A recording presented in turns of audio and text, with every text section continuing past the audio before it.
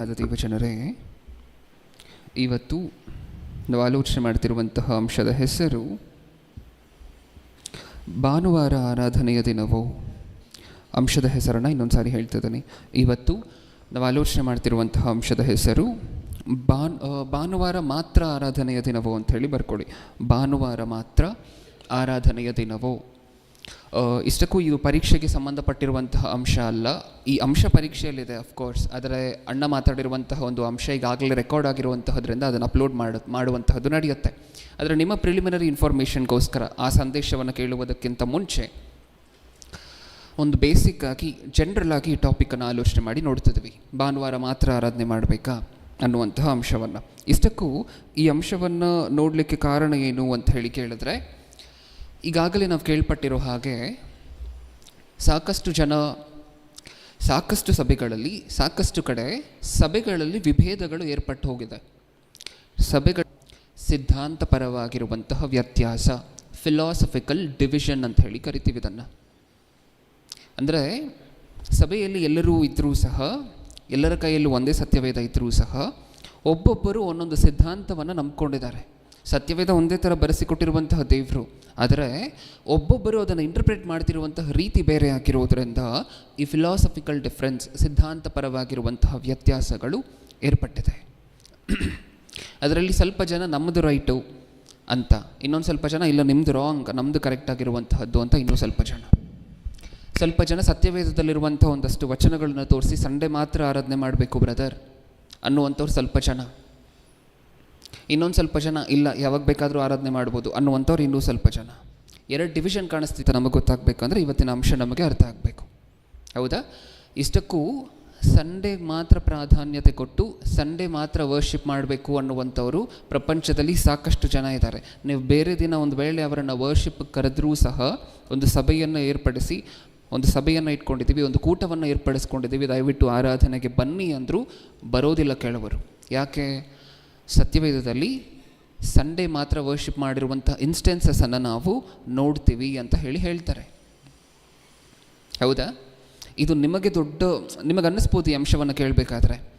ನಮಗೆ ಯಾವತ್ತೂ doubt ಬಂದಿಲ್ವಲ್ಲ, Sunday ಮಾತ್ರ ಆರಾಧನೆ ಮಾಡಬೇಕಾ, ಬೇರೆ ದಿನವೂ ಆರಾಧನೆ ಮಾಡ್ಬೋದಾ ಅಂತ ಯಾವತ್ತೂ ಡೌಟ್. ಸಾಕಷ್ಟು ಜನ ಸಭಾಪಾಲಕರಿಗೆ, ವಿಶ್ವಾಸಿಗಳ ನಡುವೆ ವಿಭೇದಗಳು ಸೃಷ್ಟಿಯಾಗಿದೆ ಸುಮಾರು ಸಭೆಗಳಲ್ಲಿ, ಸಾಕಷ್ಟು ಸಭೆಗಳಲ್ಲಿ. ನೀವು ಸಂಡೇ ವರ್ಷಿಪ್ ಇಟ್ಟರೆ ಮಾತ್ರ ನಾವು ಬರ್ತೀವಿ ಅನ್ನುವಂಥವ್ರು ಎಷ್ಟು ಜನ ಇದ್ದಾರೆ ಗೊತ್ತಾ ಪ್ರಪಂಚದಲ್ಲಿ? ಸಂಡೇ ವರ್ಷಿಪ್ ಇಟ್ಟರೆ ಮಾತ್ರ ನಾವು ಬರುವಂತಹದ್ದು, ಬೇರೆ ದಿನ ಬರೋದಿಲ್ಲ. ದೇವರಿಗೆ ನಾವು ಮಾಡುವಂತಹ ಆರಾಧನೆ ಸಲ್ಲುವಂತಹದ್ದು ಬರೀ ಸಂಡೇ ಮಾತ್ರ. ಭಾನುವಾರ ನಾವು ಮಾಡಿದ್ರೆ ಮಾತ್ರ, ಭಾನುವಾರ ನಾವು ಸೇರಿದ್ರೆ ಮಾತ್ರ ನಾವು ಕೊಡುವಂತಹದ್ದು. ಭಾನುವಾರನೇ ಕಾಣಿಕೆ ತಗೋಬೇಕು. ರೆಫರೆನ್ಸಸನ್ನು ತೋರಿಸ್ತಾರೆ, ಸತ್ಯವೇದದಲ್ಲಿ ಇರುವಂತಹ ಮಾತುಗಳನ್ನು ತೋರಿಸೇ ಇದೆಲ್ಲ ಹೇಳುವಂತಹದ್ದು. ಪ್ರಪ್ರಥಮವಾಗಿ ಆರಾಧನೆ ಯಾವಾಗ ಮಾಡಬೇಕು ಇವರ ಪ್ರಕಾರ? ಕೆಲವರ ಪ್ರಕಾರ ಸಂಡೇ. ರೊಟ್ಟಿ ಕಾರ್ಯಕ್ರಮದಲ್ಲಿ ಯಾವಾಗ ಕೈ ಹಾಕಬೇಕು? ಸಂಡೇ. ಕಾಣಿಕೆ ಯಾವಾಗ ಎತ್ತಲ್ಪಡಬೇಕು? ಸಂಡೇ. ಅದಕ್ಕೆ ಅಂಶವನ್ನು ಆಲೋಚನೆ ಮಾಡಿ ನೋಡ್ತಿದ್ದೇವೆ. ನಿಮ್ಮ ಹತ್ರ ಯಾರಾದರೂ ಬಹುಶಃ ಸಿಕ್ಕಿದ್ರೆ ಈ ಥರದವರು, ಭಾನುವಾರ ಮಾತ್ರ ಬ್ರದರ್ ಅನ್ನುವಂಥವ್ರು, ನಿಮಗೆ ಗೊತ್ತಿರಬೇಕಲ್ವ ಪ್ರಿಲಿಮಿನರಿ ಇನ್ಫಾರ್ಮೇಷನ್ ಆಗಿ. ಅದಕ್ಕೆ ಅಂಶವನ್ನು ಆಲೋಚನೆ ಮಾಡಿ ನೋಡ್ತಿದ್ದೇವೆ. ಚಿಕ್ಕ ಅಂಶ, ಎಲ್ಲರೂ ಸಹ ಗಮನ ಕೊಟ್ಟು ಕೇಳಿಸ್ಕೊಳ್ಳಿ, ಬೇಗ ಮುಗಿಸ್ಕೊಳ್ಳೋಣ, ಓಕೆ? ಪ್ರಪ್ರಥಮವಾಗಿ ಪಾರ್ಟ್ 1ನಲ್ಲಿ ಇಷ್ಟಕ್ಕೂ ಸಮಾಜ ಯಾವ್ಯಾವ ರೆಫರೆನ್ಸಸನ್ನು ತಗೊಂಡು ಮಿಸ್ಅಂಡರ್ಸ್ಟ್ಯಾಂಡ್ ಮಾಡಿಕೊಂಡು ಭಾನುವಾರ ಮಾತ್ರ ಮಾಡಬೇಕು ಅನ್ನುವಂತಹ ಕನ್ಕ್ಲೂಷನ್ಗೆ ಬಂದಿದೆ ಅನ್ನುವಂತಹದನ್ನು ನೋಡ್ತಿದ್ದೀವಿ. ಸಮಾಜ, ಕ್ರೈಸ್ತವ ಸಮಾಜದಲ್ಲಿರುವಂತಹ ಕೆಲವರು ಯಾವ ರೆಫರೆನ್ಸಸ್ಗಳನ್ನು ಓದಿ ಇದು ನೋಡಿ ಬ್ರದರ್ ಹೀಗಿದೆ, ಅದಕ್ಕೋಸ್ಕರ ನಾವು ಸಂಡೇ ಮಾತ್ರ ಮಾಡುವಂತಹದ್ದು ಅಂತ ಅನ್ನುವಂತಹ ಕನ್ಕ್ಲೂಷನ್ಗೆ ಬಂದಿದ್ದಾರೆ ಅನ್ನುವಂತಹದನ್ನು ನೋಡ್ತಾ ಮುಂದೆ ಹೋಗೋಣ, ಓಕೆ? ಯಾವ್ಯಾವ ರೆಫರೆನ್ಸಸನ್ನು ತೊಗೊಂಡು ಕನ್ಫ್ಯೂಸ್ ಮಾಡ್ಕೊಂಡಿದ್ದಾರೆ ಇಷ್ಟಕ್ಕೂ ಸತ್ಯವೇದದಲ್ಲಿ? ಮೊಟ್ಟ ಮೊದಲನೇದಾಗಿ ಇದನ್ನು ರೆಫರೆನ್ಸ್ ಆಗಿ ನೋಡುವಂತಹ ಅವಶ್ಯಕತೆ ಇಲ್ಲ, ನಮ್ಮೆಲ್ಲರಿಗೂ ಗೊತ್ತಿರುವುದರಿಂದ ಪ್ರಪ್ರಥಮವಾಗಿರುವಂತಹ ವಿಚಾರ ಯೇಸು ಕ್ರಿಸ್ತರ ಪುನರುತ್ಥಾನ. ಯೇಸು ಕ್ರಿಸ್ತರ ಪುನರುತ್ಥಾನ ಏನಂತ ಕರಿತೀವಿ ಇದನ್ನು? ಯೇಸು ಕ್ರಿಸ್ತರ ಪುನರುತ್ಥಾನದ ದಿನವನ್ನು ಏನಂತ ಕರಿತೀವಿ? ಈಸ್ಟರ್. ಈಸ್ಟರ್ ಸಂಡೇ ಅಲ್ವಾ ಬ್ರದರ್? ಈಸ್ಟರು ಸಂಡೇ ಅಲ್ವಾ? ಅದಕ್ಕೋಸ್ಕರ ಯಾವಾಗ ನಾವೆಲ್ಲರೂ ಸಂಘವಾಗಿ ಸೇರಲ್ಪಡಬೇಕು, ಯಾವಾಗ ರೊಟ್ಟಿ ಕಾರ್ಯಕ್ರಮದಲ್ಲಿ ಕೈ ಹಾಕಬೇಕು? ಭಾನುವಾರದ ದಿನ. ಈಸ್ಟರ್ ಮೊದಲ, ಗುಡ್ ಫ್ರೈಡೇ ಮೊದಲ? ಗುಡ್ ಫ್ರೈಡೇ ಮೊದಲಲ್ವಾ? ನಾವು ಅವತ್ತು ಯಾಕೆ ಸೇರೋದಿಲ್ಲ ಮತ್ತೆ, ಹೌದಾ? ಈಸ್ಟರ್ ಸಂಡೇ ಆಗಿರೋದರಿಂದ ಸಂಡೇ ಸೇರಬೇಕು ಅಂತ ಹೇಳ್ತಿರುವಂತಹ ನಾವು ಈಸ್ಟರ್ಗಿಂತ ಮುಂಚೆ ಇನ್ನೊಂದು ಪ್ರಾಮುಖ್ಯವಾಗಿರುವಂತಹ ಸನ್ನಿವೇಶ ಇದೆ.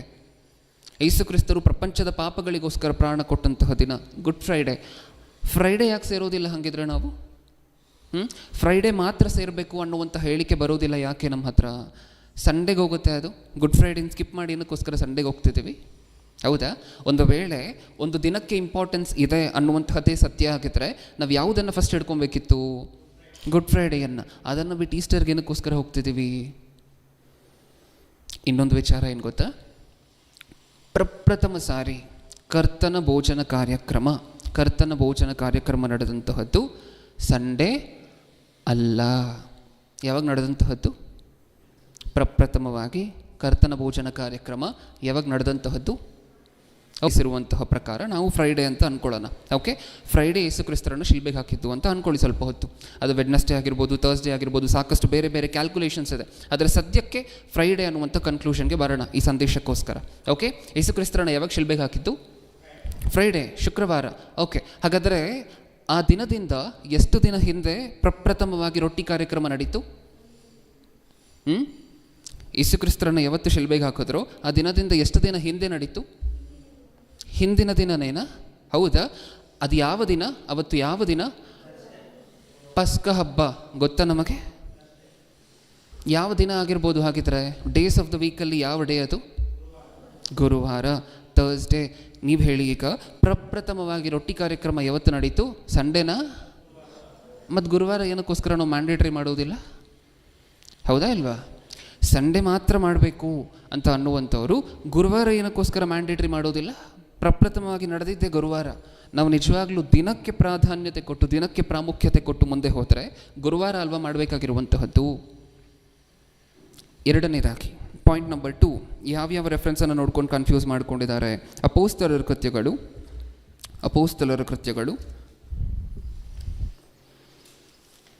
20ನೇ ಅಧ್ಯಾಯ. ಅಪೊಸ್ತಲರ ಕೃತ್ಯಗಳು 20ನೇ ಅಧ್ಯಾಯ 7ನೇ ವಚನ, 27.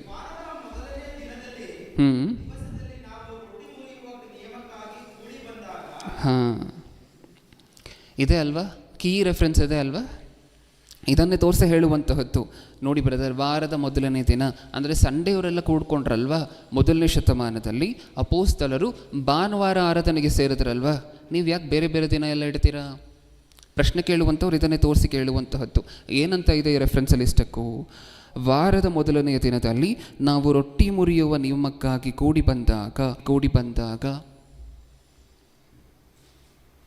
ಯಾವತ್ತು ಕೂಡಿ ಬಂದ್ರಂತೆ? ರೊಟ್ಟಿ ಮುರಿಯುವಂತಹ ನಿಯಮಕ್ಕೋಸ್ಕರ ಯಾವತ್ತು ಕೂಡಿ ಬಂದ್ರಂತೆ? ವಾರದ ಮೊದಲನೇ ದಿನ, ಸಂಡೇ, ಭಾನುವಾರ. ಹಾಗಾದರೆ ನಾವು ಭಾನುವಾರನೇ ರೊಟ್ಟಿ ಮುರಿಬೇಕಲ್ವ ಅಂತನಾ ಈ ವಚನದ ಅರ್ಥ? ಪ್ರತಿದಿನ ನಿಮ್ಮ ಮಕ್ಕಳನ್ನು ಶಾಲೆಗೆ ಟೈಮ್ ಸರಿಯಾಗಿ ಕಳಿಸ್ತೀರಾ? ಅದು ನಿಯಮನ? ಅದು ರೂಲಾ? ಓಕೆ, ಈಗ ಕೆಲವೊಂದು ಸಾರಿ ಸಂಡೇನು ಸ್ಕೂಲ್ ಇಟ್ಟಿರುವಂಥ ಇತಿಹಾಸಗಳಿರುತ್ತೆ, ನಿಜನಾ ಇಲ್ವಾ? ಪೋರ್ಷನ್ಸ್ ಕಂಪ್ಲೀಟ್ ಆಗಿಲ್ಲ ಅಂತನೋ ಅಥವಾ ಸ್ಕೂಲ್ ಡೇಗೆ ಏನಾದರೂ ಪ್ರಾಕ್ಟೀಸ್ ಇದೆ ಅಂತನೋ ಸಂಡೇನೂ ಇರುವಂತಹದ್ದು ಇತಿಹಾಸ ಇದೆಯಾ? ಶಾಲೆಗಳು ಸಂಡೇನೂ ಏರ್ಪಡಿಸ್ಕೊಂಡು ಕ್ಲಾಸಸ್ ಇಟ್ಟಿರುವಂತಹದ್ದು, ಸ್ಪೆಷಲ್ ಕ್ಲಾಸಸ್ ಇಟ್ಟಿರುವಂತಹ ಇತಿಹಾಸಗಳಿದೆಯಾ? ಇದೆ. ನೀವು ಇಷ್ಟು ದಿನ ಮಾಡ್ತಿದ್ದಂತಹ ನಿಯಮವನ್ನು ಯಾವಾಗೂ ಮಾಡ್ತೀರಾ? ಆವಾಗ ಸಂಡೇ ನಿಯಮ ಪ್ರಕಾರವಾಗಿ ನೀವು ಶಾಲೆಗೆ ಕಳಿಸೋದಿಲ್ಲ ನಿಮ್ಮ ಮಕ್ಕಳನ್ನು. ಆದರೆ ಸ್ಪೆಷಲ್ ಕ್ಲಾಸ್ ಇಟ್ಟಿರುವಂತಹ ಕಾರಣದಿಂದ ಉಳಿದಿರುವಂತಹ ದಿನ ನೀವು ಏನು ನಿಯಮವನ್ನು ಫಾಲೋ ಮಾಡ್ತಿದ್ದೀರೋ ಆ ನಿಯಮವನ್ನು ಯಾವತ್ತೂ ಮಾಡ್ತಿದ್ದೀರಾ? ಸಂಡೇನೂ ಮಾಡ್ತಿದ್ದೀರಾ. ಶಾಲೆಗೆ ಕಳಿಸುವಂತಹದ್ದು ನಿಯಮ, ಸಂಡೇ ಕಳಿಸುವಂತಹದ್ದು ನಿಯಮ ಅಲ್ಲ. ಆ ನಿಯಮವನ್ನು ನೀವು ಸಂಡೇಗೂ ಎಕ್ಸ್ಟೆಂಡ್ ಮಾಡ್ತಿದ್ದೀರಾ ಕಾರಣಾಂತರಗಳಿಂದ ದಿನ ಮಕ್ಕಳನ್ನು ಕಳಿಸುವಂತಹ ಶಾಲೆಗೆ ಏನು ಕಳಿಸ್ತೀರಾ? ಆ ಪ್ರಾಕ್ಟೀಸನ್ನು ಯಾವತ್ತಿಗೂ ಎಕ್ಸ್ಟೆಂಡ್ ಮಾಡ್ತಿದ್ದೀರಾ? ಸಂಡೇಗೂ ಎಕ್ಸ್ಟೆಂಡ್ ಮಾಡ್ತಿದ್ದೀರಾ. ಬ್ರದರ್, ಅದಕ್ಕೂ ಇದಕ್ಕೂ ಏನು ಸಂಬಂಧ ಅಂತ ಹೇಳಿ ಕೇಳಿದ್ರೆ ಇಲ್ಲಿ ಹೇಳಿರುವಂತಹದ್ದು ಅದೇ. ರೊಟ್ಟಿ ಮುರಿಯುವಂತಹದ್ದು ಒಂದು ನಿಯಮ. ಮೊದಲನೇ ಶತಮಾನದಲ್ಲಿ ಅಪೊಸ್ತಲರು ಅಥವಾ ಉಳಿದಂಥವರೆಲ್ಲರೂ ಸೇರಿ ಏನು ಸಂಘ ಸೇರ್ತಿದ್ರಲ್ವ, ಏನು ಸಭೆಯಾಗಿ ಕೂಡಿ ಬರ್ತಿದ್ರಲ್ವ, ಅಲ್ಲಿ ರೊಟ್ಟಿ ಮುರಿಯುವಂತಹದ್ದು ಏನು? ನಿಯಮ. ಆ ನಿಯಮವನ್ನು ಯಾವತ್ತಿಟ್ಕೊಂಡ್ರಂತೆ? ವಾರದ ಮೊದಲನೆಯ ದಿನ ಇಟ್ಕೊಂಡ್ರಂತೆ. ಅದರ ಅರ್ಥ ನೀವು ವಾರದ ಮೊದಲನೇ ದಿನ ಮಾಡಬೇಕು ಅಂತಲ್ಲ. ಅಲ್ಲಿ ನೀಟಾಗಿ ಕೆಳಗಡೆ ಬರ್ಸಿದ್ದಾರೆ, ರೊಟ್ಟಿ ಮುರಿಯುವಂತಹ ಈ ನಿಯಮವನ್ನು ನಾವು ವಾರದ ಮೊದಲನೇ ದಿನ ರೊಟ್ಟಿ ಮುರಿಯುವಂತಹ ನಿಯಮಕ್ಕೆ ನಾವು ಸೇರಿ ಬಂದಾಗ ಏನಾಯ್ತಂತೆ, ಮುಂದೆ ಕೂಡಿ ಬಂದಾಗ ಮರುದಿನ ಹೊರಡಬೇಕೆಂದಿದ್ದ ಪೌಲನು ಅವರಿಗೆ ಪ್ರಸಂಗಿಸುತ್ತಾ, ಸಾಕು ಇಲ್ಲಿ ಇನ್ಸ್ಟೆನ್ಸ್ ಏನು, ಸಿಚುವೇಶನ್ ಏನು? ವಾರದ ಮೊದಲನೇ ದಿನ ರೊಟ್ಟಿ ಮುರಿಯುವಂತಹ ನಿಯಮ ಇತ್ತು ಅಲ್ಲ, ಅದರ ಅರ್ಥ ರೊಟ್ಟಿ ಮುರಿಯುವಂತಹ ನಿಯಮ ಇದೆ. ಆ ರೊಟ್ಟಿ ಮುರಿಯುವಂತಹ ನಿಯಮವನ್ನು ಅವತ್ತು ಸಂಡೇ ಇಟ್ಕೊಂಡ್ರಂತೆ. ಕಾರಣ ಏನು? ಸಂಡೇ ಇಟ್ಕೊಂಡಿದ್ದ ಕಾರಣ ಏನು? ನೆಕ್ಸ್ಟ್ ಲೈನಲ್ಲಿ ಏನಿದೆ? ವಾರದ ಮೊದಲನೇ ದಿನದಲ್ಲಿ ನಾವು ರೊಟ್ಟಿ ಮುರಿಯುವ ನಿಯಮಕ್ಕಾಗಿ ಕೂಡಿ ಬಂದಾಗ ಮರುದಿನ ಹೊರಡಬೇಕೆಂದಿದ್ದ ಪೌಲನು ಅವರಿಗೆ ಪ್ರಸಂಗಿಸುತ್ತಾ, ಮರುದಿವಸ ಪೌಲನು ಹೋಗಬೇಕಾಗಿದೆ ಈ ಪಟ್ಟಣವನ್ನು ಬಿಟ್ಟು. ಅಪೋಸ್ತಲನಾಗಿರುವಂತಹ ಪೌಲನು ನಮಗೆ ಅರ್ಥ ಆಗುವಂತಹ ಭಾಷೆಯಲ್ಲಿ ಹೇಳಬೇಕು ಅಂತ ಹೇಳಿದ್ರೆ, ಇಲ್ಲಿರುವಂತಹ ಸಂಘಕ್ಕೆ ಸೀನಿಯರ್ ಪಾಸ್ಟರ್, ಹೌದಾ? ಜರ್ನಿಯ ನಿಮಿತ್ತ, ಪ್ರಯಾಣದ ನಿಮಿತ್ತ, ಸುವಾರ್ತೆ ಪ್ರಯಾಣದ ನಿಮಿತ್ತ ಇನ್ನೊಂದು ಕಡೆ ಹೋಗುವಂತಹ ಅನಿವಾರ್ಯತೆ ಇದೆ ನೆಕ್ಸ್ಟ್ ಡೇ ಪೌಲನಿಗೆ. ಆ ಕಾರಣದ ನಿಮಿತ್ತ ರೊಟ್ಟಿ ಮುರಿಯುವಂತಹ ನಿಯಮವನ್ನು ಯಾವತ್ತಿಗೆ ತೊಗೊಂಬಂದು ಇಟ್ಕೊಂಡ್ರಂತೆ? ಸಂಡೆಗೆ ತೊಗೊಂಬಂದು ಇಟ್ಕೊಂಡ್ರಂತೆ. ಅಂದರೆ ಅವ್ರು ಸಂಡೇ ಮುಂಚೆ ಯಾವತ್ತು ರೊಟ್ಟಿ ಮುರಿದಿಲ್ಲ ಅಂತಲ್ಲ ಅದರ ಅರ್ಥ. ಸ್ಪೆಸಿಫಿಕ್ ಆಗಿ ಪೌಲನು ನೆಕ್ಸ್ಟ್ ದಿನ ಪ್ರಯಾಣ ಬೆಳೆಸ್ತಿರೋದ್ರಿಂದ ಆ ನಿಯಮವನ್ನು ಸಂಡೇ ಇಟ್ಕೊಳ್ಳೇಬೇಕಾಗಿರುವಂತಹ ಪರಿಸ್ಥಿತಿಯಿಂದ ವಾರದ ಮೊದಲನೇ ದಿನ ರೊಟ್ಟಿ ಮುರಿಯುವಂತಹ ನಿಯಮವನ್ನು ಶಿಫ್ಟ್ ಮಾಡಿದ್ದಾರೆ ನೋಡಿ. ಮುಂಚೆನೂ ಭಾನುವಾರನೇ ಮುರಿದಿರ್ಬೋದು, ಅದು ಬೇರೆ ವಿಚಾರ. ಆದರೆ ಇಲ್ಲಿ ಬರೆದಿರುವಂತಹ ಸ್ಪೆಸಿಫಿಕ್ ಇನ್ಸ್ಟೆನ್ಸ್ ಏನು ಅಂತ ಹೇಳಿ ನಾನು ಎಕ್ಸ್ಪ್ಲೇನ್ ಮಾಡಲಿಕ್ಕೆ ಪ್ರಯತ್ನ ಪಡ್ತಿದ್ದೀನಿ. ನೆಕ್ಸ್ಟ್ ದಿನ ಪೌಲನು ಪ್ರಯಾಣ ಬೆಳೆಸಬೇಕಾಗಿರೋದರಿಂದ ಇವತ್ತು ರೊಟ್ಟಿ ಮುರಿಯುವಂತಹ ನಿಯಮವನ್ನು ಶಿಫ್ಟ್ ಮಾಡಿ ಇವತ್ತಿಗೆ ತೊಗೊಂಬಂದು ಇಟ್ಟಿದ್ದಾರೆ, ಅಂದರೆ ಸಂಡೆಗೆ ತೊಗೊಂಬಂದು ಇಟ್ಟಿದ್ದಾರೆ ಈ ವಚನದ ಪ್ರಕಾರ. ಕಾರಣ ಏನು? ಕಾರಣ ಇದೆಯಾ ಅದಕ್ಕೆ? ನಿಮ್ಮ ಮಕ್ಕಳನ್ನು ನೀವು ಶಾಲೆಗೆ ಕಳಿಸ್ತೀರ, ಪ್ರತಿದಿನ ಕಳಿಸ್ತೀರ, ನಿಯಮದ ಪ್ರಕಾರ ಕಳಿಸ್ತೀರ. ಸಂಡೇ ನಿಯಮದ ಪ್ರಕಾರ ನೀವು ಕಳಿಸೋದಿಲ್ಲ, ಆದರೆ ಪ್ರತಿದಿನ ಮಾಡುವಂತಹ ನಿಯಮವನ್ನು ಒಂದು ಕಾಲದಲ್ಲಿ ಸಂಡೇನೂ ಮಾಡ್ತೀರಾ. ಅದಕ್ಕೆ ಅರ್ಥ ಏನು? ಸ್ಪೆಷಲ್ ಕ್ಲಾಸ್ ಏನೋ ಇದೆ, ಕಾರಣ ಇದೆ. ಆ ನಿಯಮವನ್ನು ಅವತ್ತಿಗೂ ಸಹ ನೀವು ಶಿಫ್ಟ್ ಮಾಡಲಿಕ್ಕೆ ಒಂದು ಕಾರಣ ಇದೆ. ಇಲ್ಲಿ ರೊಟ್ಟಿ ಮುರಿಯುವಂತಹದ್ದು ನಿಯಮ. ಆ ನಿಯಮವನ್ನು ಪೌಲನ ಪ್ರಯಾಣದ ನಿಮಿತ್ತ ಏನು ಮಾಡಿದ್ರು? ನಿಮಗಿಷ್ಟ ಇರುತ್ತಾ? ಯಾರಾದರೂ ಒಬ್ಬರು ದೊಡ್ಡ ದೈವ ಸೇವಕರು ಬಂದಿದ್ದಾರೆ ನಿಮ್ಮ ಮಧ್ಯ ಅಂತ ಅಂದ್ಕೊಳ್ಳಿ. ವಿಶ್ವಾಸಿಗಳ ಆಸೆ ಏನು? ಅವರಿದ್ದಾಗ ಅವರ ಜೊತೆಯಲ್ಲಿ ನಾವು ರೊಟ್ಟಿ ಕಾರ್ಯಕ್ರಮಕ್ಕೆ ಕೈ ಹಾಕಬೇಕು. ಈ ಆಸೆ ನಿಮಗಿರುತ್ತಾ? ಇಲ್ಲಿ ನಡೀತಿರುವಂತಹದ್ದು ಅದೇ. ಇಷ್ಟಕ್ಕೂ ಈ ವಚನ ಭಾಗವನ್ನು ನೀವು ಪೂರ್ತಿಯಾಗಿ ಓದ್ತಾ ಹೋದರೆ ಅಲ್ಲಿ ಕೋರ್ ಕಾನ್ಸೆಪ್ಟ್ ಏನು ಗೊತ್ತಾ? ಏನು ಹೇಳಲಿಕ್ಕೋಸ್ಕರ ಇದನ್ನು ಹೇಳ್ತಿದ್ದಾರೆ ಗೊತ್ತಾ? ಅಲ್ಲಿ ಮೇಲೆ ಕೂತಿದ್ದಂತಹ ವ್ಯಕ್ತಿ ಪೌಲನು ಪ್ರಸಂಗಿಸ್ತಿರ್ಬೇಕಾದ್ರೆ ಗಾಢ ನಿದ್ರೆ ಬಂದು ಕೆಳಗೆ ಬಿದ್ದು ಸತ್ತೋಗ್ತಾರೆ. ಪೌಲನ ಏನು ಮಾಡ್ತಾರೆ? ಮತ್ತೆ ಎಬ್ಬರಿಸ್ತಾರೆ. ಅದನ್ನು ಹೇಳಲಿಕ್ಕೋಸ್ಕರ ಸತ್ತಂತಹ ಆ ವ್ಯಕ್ತಿಯನ್ನು ಈ ಥರ ಪೌಲನು ಎಬ್ಬರಿಸಿದ್ರು ಅಂತ ಹೇಳಲಿಕ್ಕೋಸ್ಕರ ಇದನ್ನೆಲ್ಲ ತೊಗೊಂಬರ್ತಿರುವಂತಹದ್ದು. ಯಾವ ದಿನ ಗೊತ್ತಾ? ಸತ್ತಂತಹ ವ್ಯಕ್ತಿಯನ್ನು ಎಬ್ಬರಿಸಿದ್ದಂತಹದ್ದು ಯಾವ ದಿನ ಗೊತ್ತಾ ಅಂತ ಹೇಳಲಿಕ್ಕೋಸ್ಕರ. ಇದು ಬರೀ ಇಂಟ್ರೊಡಕ್ಷನ್ ಅಷ್ಟೇ. ಇದನ್ನು ಬರ್ಸಿರುವಂತಹದ್ದು ನೀವೆಲ್ಲರೂ ಸಂಡೇ ಮಾತ್ರ ರೊಟ್ಟಿ ಕಾರ್ಯಕ್ರಮಕ್ಕೆ ಕೈ ಹಾಕಬೇಕು ಅನ್ನುವಂಥ ಉದ್ದೇಶವನ್ನು ಇಟ್ಕೊಂಡಲ್ಲ. ಬರ್ಸಿರುವಂತಹದ್ದು ಏನು ಹೇಳಲಿಕ್ಕೋಸ್ಕರ? ಒಬ್ಬ ವ್ಯಕ್ತಿ ಸತ್ತು ಹೋದರೂ ಸಹ ಪೌಲನಿಗಿದ್ದಂತಹ ಶಕ್ತಿ ಅಂತಹದ್ದು ಅವರನ್ನು ಎಬ್ಬರಿಸುವಂತಹ ಶಕ್ತಿ. ಇವಾಗಲಾದರೂ ಕರ್ತನಾಗಿರುವಂಥ ಯೇಸು ಕ್ರಿಸ್ತರನ್ನು ನಿಮ್ಮ ರಕ್ಷಕನನ್ನಾಗಿ ಅಂಗೀಕಾರ ಮಾಡಿ ಅನ್ನುವಂತಹದ್ದು ಮೇನ್ ಕೋರ್ ಕಾನ್ಸೆಪ್ಟಲ್ಲಿ. ಅದನ್ನು ಹೇಳಲಿಕ್ಕೋಸ್ಕರ ಅದು ಯಾವ ದಿನ ಆಯಿತು ಅನ್ನುವಂತಹದ್ದನ್ನು ಇಂಟ್ರಡಕ್ಷನ್ ಕೊಡ್ತಾ ಇದನ್ನು ಮಾತಾಡಿದ್ದಾರೆ. ಈಗ ಒಂದು ಸಾರಿ ಪೂರ್ತಿಯಾಗಿ ಓದೋಣ, ಗೊತ್ತಾಗೋಗುತ್ತೆ. ನೋಡ್ಕೊಳ್ಳಿ, ನಾನು ಓದ್ತೀನಿ 7ನೇ ವಚನದಿಂದ. ವಾರದ ಮೊದಲನೇ ದಿನದಲ್ಲಿ ನಾವು ರೊಟ್ಟಿ ಮುರಿಯುವ ನಿಯಮಕ್ಕಾಗಿ ಕೂಡಿ ಬಂದಾಗ ಮರುದಿನ ಹೊರಡಬೇಕೆಂದಿದ್ದ ಪೌಲನು ಅವರಿಗೆ ಪ್ರಸಂಗಿಸುತ್ತಾ ಸರಿ ಹೊತ್ತಿನವರೆಗೂ ಉಪನ್ಯಾಸವನ್ನು ನಡೆಸಿದನು. 8ನೇ ವಚನ. ನಾವು ಕೂಡಿದ್ದ ಮೇಲಂತಿಸ್ತಿನಲ್ಲಿ ಅನೇಕ ದೀಪಗಳಿದ್ದವು. ಯೂತಿಕನೆಂಬ ಒಬ್ಬ ಯವ್ವನಸ್ಥನು ಕಿಟಕಿಯಲ್ಲಿ ಕೂತುಕೊಂಡು ಗಾಢ ನಿದ್ರೆಯಿಂದ ತೂಕಡಿಸಿದನು. ಪೌಲನು ಇನ್ನೂ ಪ್ರಸಂಗ ಮಾಡುತ್ತಾ ಇದ್ದಾಗ ಯವ್ವನಸ್ಥನು ನಿದ್ರೆಯಿಂದ ತೂಕಡಿಕೆ ಹೆಚ್ಚಾಗಿ 3ನೆಯ ಅಂತಸ್ತಿನಿಂದ ಕೆಳಕ್ಕೆ ಬಿದ್ದನು. 10ನೇ ವಚನ. ಅವನನ್ನು ಎತ್ತಿ ನೋಡುವಾಗ ಸತ್ತಿದ್ದನು. ಆದರೆ ಪೌಲನು ಇಳಿದು ಹೋಗಿ ಅವನ ಮೇಲೆ ಬಿದ್ದು ತಬ್ಬಿಕೊಂಡು ಗೋಳಾಡಬೇಡಿರಿ, ಅವನ ಪ್ರಾಣ ಅವನಲ್ಲಿ ಅದೆ ಎಂದು ಹೇಳಿದನು. ಆಗ ಅವನು ಮೇಲಕ್ಕೆ ಹೋಗಿ ರೊಟ್ಟಿ ಮುರಿದು ಊಟ ಮಾಡಿ ಬಹಳ ಹೊತ್ತು ಬೆಳಗಾಗುವ ತನಕ ಸಲ್ಲಾಪ ಮಾಡಿ ಹಾಗೆ ಹೊರಟು ಹೋದನು. 12ನೇ ವಚನ. ಅವರು ಜೀವಿತನಾದ ಆ ಹುಡುಗನನ್ನು ಕರೆದುಕೊಂಡು ಬರಲು ಅವರಿಗೆ ಬಹಳ ಆದರಣೆ ಉಂಟಾಯಿತು. ಈಗ ನೀವು ಹೇಳಿ, ಅಲ್ಲಿ ಸಮ್ಮರಿ ಏನು? ಅಲ್ಲಿ ಕೋರ್ ಕಾನ್ಸೆಪ್ಟ್ ಏನು? ಸಬ್ಜೆಕ್ಟ್ ಆಬ್ಜೆಕ್ಟ್ ಅನ್ನುವಂಥ ಎರಡು ಟರ್ಮ್ಸ್ ಇದೆ ಇಂಗ್ಲೀಷ್ ಗ್ರಾಮರಲ್ಲಿ, ಹೌದಾ? Subject object. ಆಬ್ಜೆಕ್ಟ್ ಯಾವಾಗಲೂ ಸಬ್ಜೆಕ್ಟ್ಗೆ ಸಪೋರ್ಟ್ ಮಾಡುವಂತಹದ್ದು ಮಾತ್ರ. ಸಬ್ಜೆಕ್ಟ್ ಅನ್ನುವಂತಹದ್ದು ಮೈನ್, ಆಬ್ಜೆಕ್ಟ್ ಯಾವಾಗಲೂ ಸಹ ಸಬ್ಜೆಕ್ಟ್ಗೆ ಸಪೋರ್ಟ್ ಮಾಡುವಂತಹದ್ದು ಮಾತ್ರ. ಇಲ್ಲಿ ನೀವು ಓದಿದ್ರಲ್ವ, ವಾರದ ಮೊದಲನೇ ದಿನ ಆ ಕಾನ್ವರ್ಸೇಷನನ್ನು ಏನಕ್ಕೋಸ್ಕರ ಶುರು ಮಾಡಿದ್ರು? ನೀವು ಸಂಡೇನೇ ರೊಟ್ಟಿ ಕಾರ್ಯಕ್ರಮ ನಡೆಸ್ಕೋಬೇಕು ಅನ್ನುವಂಥ ಉದ್ದೇಶದಿಂದ ಅಲ್ಲ. ಏನು ಹೇಳಲಿಕ್ಕೋಸ್ಕರ ಅದನ್ನು ಹೇಳಲಿಕ್ಕೆ ಶುರು ಮಾಡಿದ್ರು? ಈ ಥರ ಒಬ್ಬ ವ್ಯಕ್ತಿ ಮರಣ ಹೊಂದಿದ್ರು, ಪೌಲನು ಕರ್ತನ ಕೃಪೆಯಿಂದ ತನ್ನನ್ನು ಬದುಕಿಸಿದ್ರು. ಅದನ್ನು ಹೇಳಲಿಕ್ಕೋಸ್ಕರ. ಅದು ಯಾವತ್ತು ನಡೀತು ಅನ್ನುವಂತಹ ಪ್ರಶ್ನೆ ಬರಬಾರ್ದಲ್ವ? ಇದು ಯಾವ ವರ್ಷ ನಡೀತು, ಯಾವ ಕಾಲದಲ್ಲಿ ನಡೀತು, ಇದು ನಡೀತಾ ಇಲ್ವಾ ಅನ್ನುವಂಥ ಪ್ರಶ್ನೆ ಬರಬಾರ್ದಲ್ವ? ಅದಕ್ಕೋಸ್ಕರ ಸ್ಪೆಸಿಫಿಕ್ಕಾಗಿ ನಾವು ರೊಟ್ಟಿ ಮುರಿಯೋಕೆ ಅವತ್ತು ಸೇರಿದ್ವಲ್ವ, ನೆಕ್ಸ್ಟ್ ದಿನ ಪೌಲನ ಪ್ರಯಾಣ ಇತ್ತಲ್ವ, ಅವತ್ತು ಹಿಂದೆ ದಿನ ನಾವು ಸೇರಿದ್ವಲ್ವ ರೊಟ್ಟಿ ಮುರಿಲಿಕ್ಕೆ, ಅವತ್ತು ಇದೆಲ್ಲವೂ ಆಯಿತು. ಇದು ಇದರ ಅರ್ಥ. ನಮಗೆ ಅರ್ಥ ಆಯ್ತಾ? ಇವಾಗ ನೀವು ಹೇಳಿ, ಇದರ ಅರ್ಥ ಏನು? ಭಾನುವಾರ ಮಾತ್ರ ರೊಟ್ಟಿ ಮುರಿಬೇಕು ಅಂತನ? ಬೇರೆ ದಿನ ಮುರಿಬಾರ್ದು ಅಂತನ? ಬೇರೆ ದಿನ ಮುರಿದ್ರೆ ಪಾಪ ಬರುತ್ತೆ ಅಂತನ?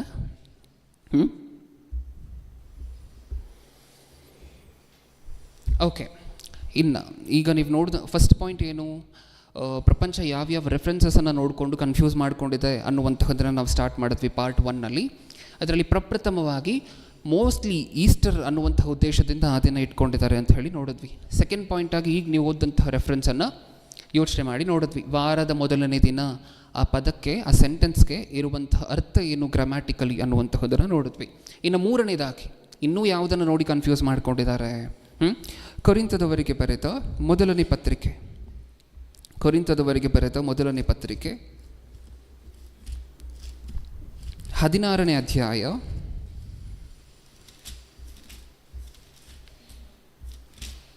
16ನೇ ಅಧ್ಯಾಯ 2ನೇ ವಚನವನ್ನು ಓದೋಣ. ನಾನು ಬಂದಾಗ ಹಣ ವಸೂಲಿ ಮಾಡಬೇಕಾದ ಅವಶ್ಯವಾಗದಂತೆ ನಿಮ್ಮಲ್ಲಿ ಪ್ರತಿಯೊಬ್ಬನು ಒಂದರಿಂದ ಓದೋಣ ದಯವಿಟ್ಟು. ಸಾರಿ, ಒಂದರಿಂದ ಓದೋಣ. ದೇವಜನರಿಗೋಸ್ಕರ ಹಣ ವಸೂಲು ಮಾಡುವುದನ್ನು ಕುರಿತು ನಾನು ಹೇಳುವುದೇನೆಂದರೆ, ಗಲಾತ್ಯದ ಸಭೆಗಳಿಗೆ ನಾನು ಹೇಳಿಕೊಟ್ಟ ಕ್ರಮದಂತೆ ನೀವು ಮಾಡಿರಿ. ನಾನು ಬಂದಾಗ ಹಣ ವಸೂಲು ಮಾಡಬೇಕಾದ ಅವಶ್ಯವಾಗದಂತೆ ನಿಮ್ಮಲ್ಲಿ ಪ್ರತಿಯೊಬ್ಬನು ತನಗೆ ಬಂದ ಸಂಪಾದನೆಯ ಮೇರೆಗೆ ವಾರದ ಮೊದಲನೆಯ ದಿನಗಳಲ್ಲಿ ಗಂಟು ಮಾಡಿ ತನ್ನ ಮನೆಯಲ್ಲಿಟ್ಟುಕೊಂಡಿರಬೇಕು. ಇದನ್ನು ನೋಡಿ ಏನಂತ ಇಂಟರ್ಪ್ರೆಟ್ ಮಾಡಿದ್ರು? ಈಗ ನೀವು ನೋಡಿದ್ರಲ್ವಾ, ಇದನ್ನು ನೋಡಿ ಏನಂತ ಇಂಟರ್ಪ್ರೆಟ್ ಮಾಡಿದ್ರು? ಹಿಂದೆ ಓದಂತಹ ರೆಫರೆನ್ಸನ್ನು ನೋಡಿ ಸಂಡೇ ಮಾತ್ರ ರೊಟ್ಟಿ ಕಾರ್ಯಕ್ರಮವನ್ನು ತಗೋಬೇಕು, ರೊಟ್ಟಿ ಕಾರ್ಯಕ್ರಮವನ್ನು ನಡೆಸಬೇಕು ಅಂದರು. ಈ ರೆಫರೆನ್ಸನ್ನು ನೋಡಿ ಏನು ಹೇಳ್ತಾರೆ? ಕಾಣಿಕೆ ಸಂಡೇ ಮಾತ್ರ ಎತ್ತಲ್ಪಡಬೇಕು. ನಿಮಗೆ ಗೊತ್ತು, ಸಂಡೆಗಳು ಭಾನುವಾರ ಏನಿದೆ ಟೈಮು, ಆ ಭಾನುವಾರದ ಸಮಯದಲ್ಲಿ ಎಲ್ಲ ದೈವ ಸೇವಕರಿಗೂ ಇರುವಂತಹ ಅಪೇಕ್ಷೆ ಒಂದೇ, ನನ್ನ ಸ್ಥಾನಿಕ ಸಭೆಯಲ್ಲಿ ನಾನು ಆರಾಧನೆಯನ್ನು ನಡೆಸಬೇಕು. ಎಲ್ಲ ದೈವ ಸೇವಕರಿಗೂ ಏನಿರುತ್ತೆ? ಸಂಡೇ ತಮ್ಮ ಮನಸ್ಸುಗಳಲ್ಲಿ ಏನಿರುತ್ತೆ ಹೇಳಿ? ನನ್ನ ಸ್ಥಾನಿಕ ಸಂಘದಲ್ಲಿ ನಾನು ಆರಾಧನೆಯಲ್ಲಿ ಪಾಲ್ಗೊಳ್ಳಬೇಕು. ಹೌದಾ? ಯಾಕೆಂದರೆ ನಮಗೆ ಗೊತ್ತಿರುವಂತಹ ವಿಶ್ವಾಸಿಗಳು, ಯಾವಾಗಲೂ ಸಹ ನಮ್ಮ ಜೊತೆ ಇರುವಂತಹ ವಿಶ್ವಾಸಿಗಳು ಸಂಡೇ ಆದರೆ ನಾನು ಇಲ್ಲಿರಬೇಕು. ಬಹುತೇಕ ಎಲ್ಲರೂ ಸಹ ಟ್ರೈ ಮಾಡುವಂತಹದ್ದು ಅದಕ್ಕೋಸ್ಕರ ಸಂಡೇ ಇಲ್ಲಿರಬೇಕು. ಹಾಗಾದರೆ ಮೀಟಿಂಗ್ಸ್ ನೀವು ಹೇಳಿ, ಸ್ಪೀಕರ್ಸನ್ನು ಕರೆದು ಮೀಟಿಂಗ್ಸ್ ಇಟ್ಕೋಬೇಕಂದ್ರೆ ಯಾವ ದಿನ ಇಟ್ಕೋಬೋದಾಗಿದ್ರೆ? ಹೊರಗಡೆ ಇರುವಂತಹ ಜನ ಸ್ಪೀಕರ್ಸನ್ನು ಕರೆಸಿ ಮೀಟಿಂಗ್ ಇಟ್ಕೋಬೇಕಂದ್ರೆ ಯಾವ ದಿನ ಇಟ್ಕೋಬೋದು? ಯಾವ ದಿನ ಇಟ್ಕೋಬೋದು? ಅಲ್ಲ, ಸಂಡೇ ಸ್ಪೀಕರ್ ಇಲ್ಲಿರಬೇಕಾ? ಬೇರೆ ಯಾವ ದಿನ ಇಟ್ಕೋಬೋದು? ಬೇರೆ ದಿನ ಅಂದರೆ ಸೋಮವಾರದಿಂದ ಶನಿವಾರದವರೆಗೂ ಮೋಸ್ಟ್ಲಿ ಡೇಟ್ಸ್ ಕೊಡುವಂತಹದ್ದು. ಸ್ಪೀಕರ್ಗಳನ್ನು ಕರೆಸಬೇಕು ಅಂತ ಹೇಳಿದ್ರೆ ಡೇಟ್ ಸಿಕ್ಕುವಂತಹದ್ದು ಸೋಮವಾರದಿಂದ ಶನಿವಾರದವರೆಗೂ.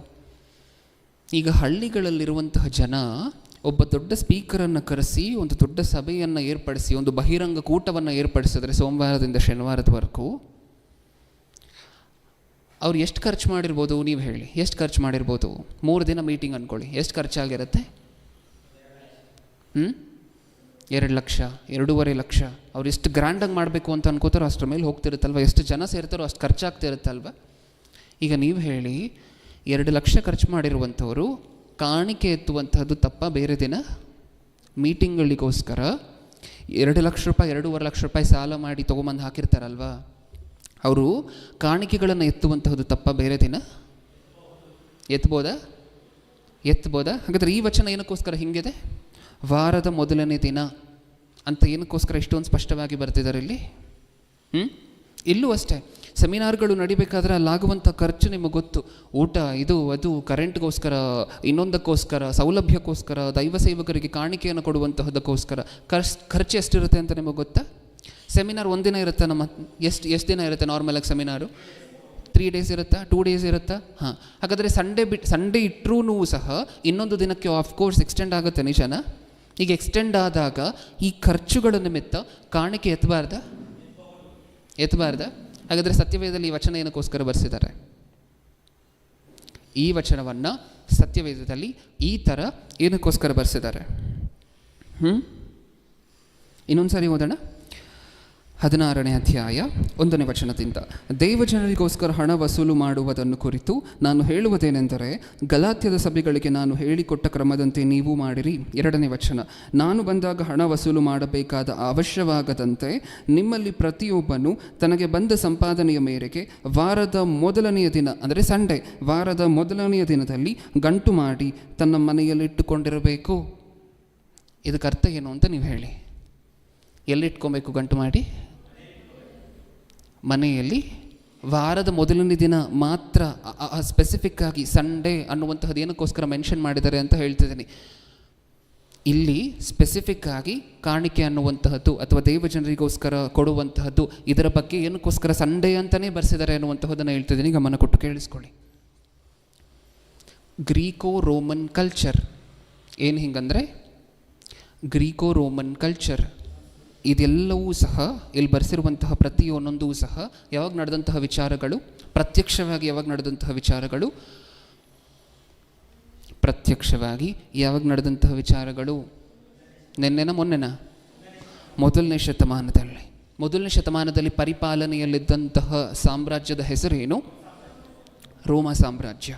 ಈ ರೋಮ ಸಾಮ್ರಾಜ್ಯದ ಜೊತೆ ಈ ರೋಮ ಸಾಮ್ರಾಜ್ಯಕ್ಕಿಂತ ಸುಮಾರು 300 years ಹಿಂದೆ ಪರಿಪಾಲನೆ ಮಾಡ್ತಿದ್ದಂತಹ ಗ್ರೀಕ್ ಕಲ್ಚರು ಸಹ ಬ್ಲೆಂಡ್ ಆಗಿತ್ತು. ರೋಮಾ ಪ್ರಭುತ್ವನೇ ಮೊದಲನೇ ಶತಮಾನದಲ್ಲಿದ್ದಿತ್ತು. ಆ ರೋಮಾ ಪ್ರಭುತ್ವದ ಕಲ್ಚರ್ ಏನಿದೆ, ಆ ಕಲ್ಚರ್ ಜೊತೆ ರೋಮಾ ಪ್ರಭುತ್ವಕ್ಕಿಂತ ಸುಮಾರು 300 ವರ್ಷ ಹಿಂದೆ ಆಳ್ತಿದ್ದಂತಹ Greek culture, Alexander the great ನಮಗೂ ಸಹ ಬ್ಲೆಂಡ್ ಆಗೋಗಿತ್ತು. ಅದಕ್ಕೆ ಅದನ್ನು ನಾವು ಗ್ರೀಕೋ ರೋಮನ್ ಕಲ್ಚರ್ ಅಂತ ಹೇಳಿ ಕರಿತೀವಿ. ಗ್ರೀಕರ ಸಂಸ್ಕೃತಿ, ರೋಮನರ ಸಂಸ್ಕೃತಿ ಎರಡೂ ಸೇರಿದ್ರೆ ಗ್ರೀಕೋ ರೋಮನ್ ಕಲ್ಚರ್. ಹೇಗಿತ್ತು ಗೊತ್ತಾ? ಸಂಬಳ ನಮ್ಮ ಥರ ತಿಂಗಳಿಗೊಂದ್ಸರಿ ಬರ್ತಿರಲಿಲ್ಲ ಎಲ್ಲರಿಗೂ ಸಹ. ಯಾವಾಗ ಬರ್ತಾಯಿತ್ತು? ವೇಜಸ್ ಅಂತ ಹೇಳಿ ಕರಿತಿದ್ವಿ ಅದನ್ನು.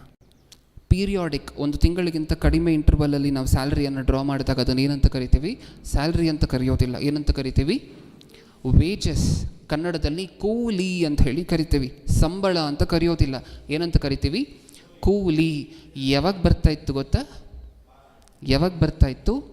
ಅವರು 6 ದಿನ ಮಾಡಿದಂತಹ ಕೆಲಸದ ಕೂಲಿ. ಕೂಲಿ ಬಂದಿದ ತಕ್ಷಣ ಖರ್ಚು ಮಾಡೋದಾ? ಹಾಂ. ಈಗ ಶನಿವಾರದ ಎತ್ತಬೇಕು ನೀವು ಕಾಣಿಕೆ. ಶನಿವಾರ ದೇವ್ರಿಗೋಸ್ಕರ ಶನಿವಾರ ಎತ್ತಿಡಿ ನಿಮ್ಮ ಮನೆಗಳಲ್ಲೋ, ಅಥವಾ ಕಾಣಿಕೆ ತಂದು ಹಾಕ್ತಿರೋ. ಶನಿವಾರ ಮಾಡಿ ಕೆಲಸವನ್ನು ಅಂದರೆ ಏನು ಮಾಡ್ತಾರೆ ಅವರು? ಯಾರಾದರೂ ಒಬ್ಬರಾದರೂ ಹಾಕುವಂಥವ್ರು ನಮ್ಮ ಮೇಲೆ ನಾವು.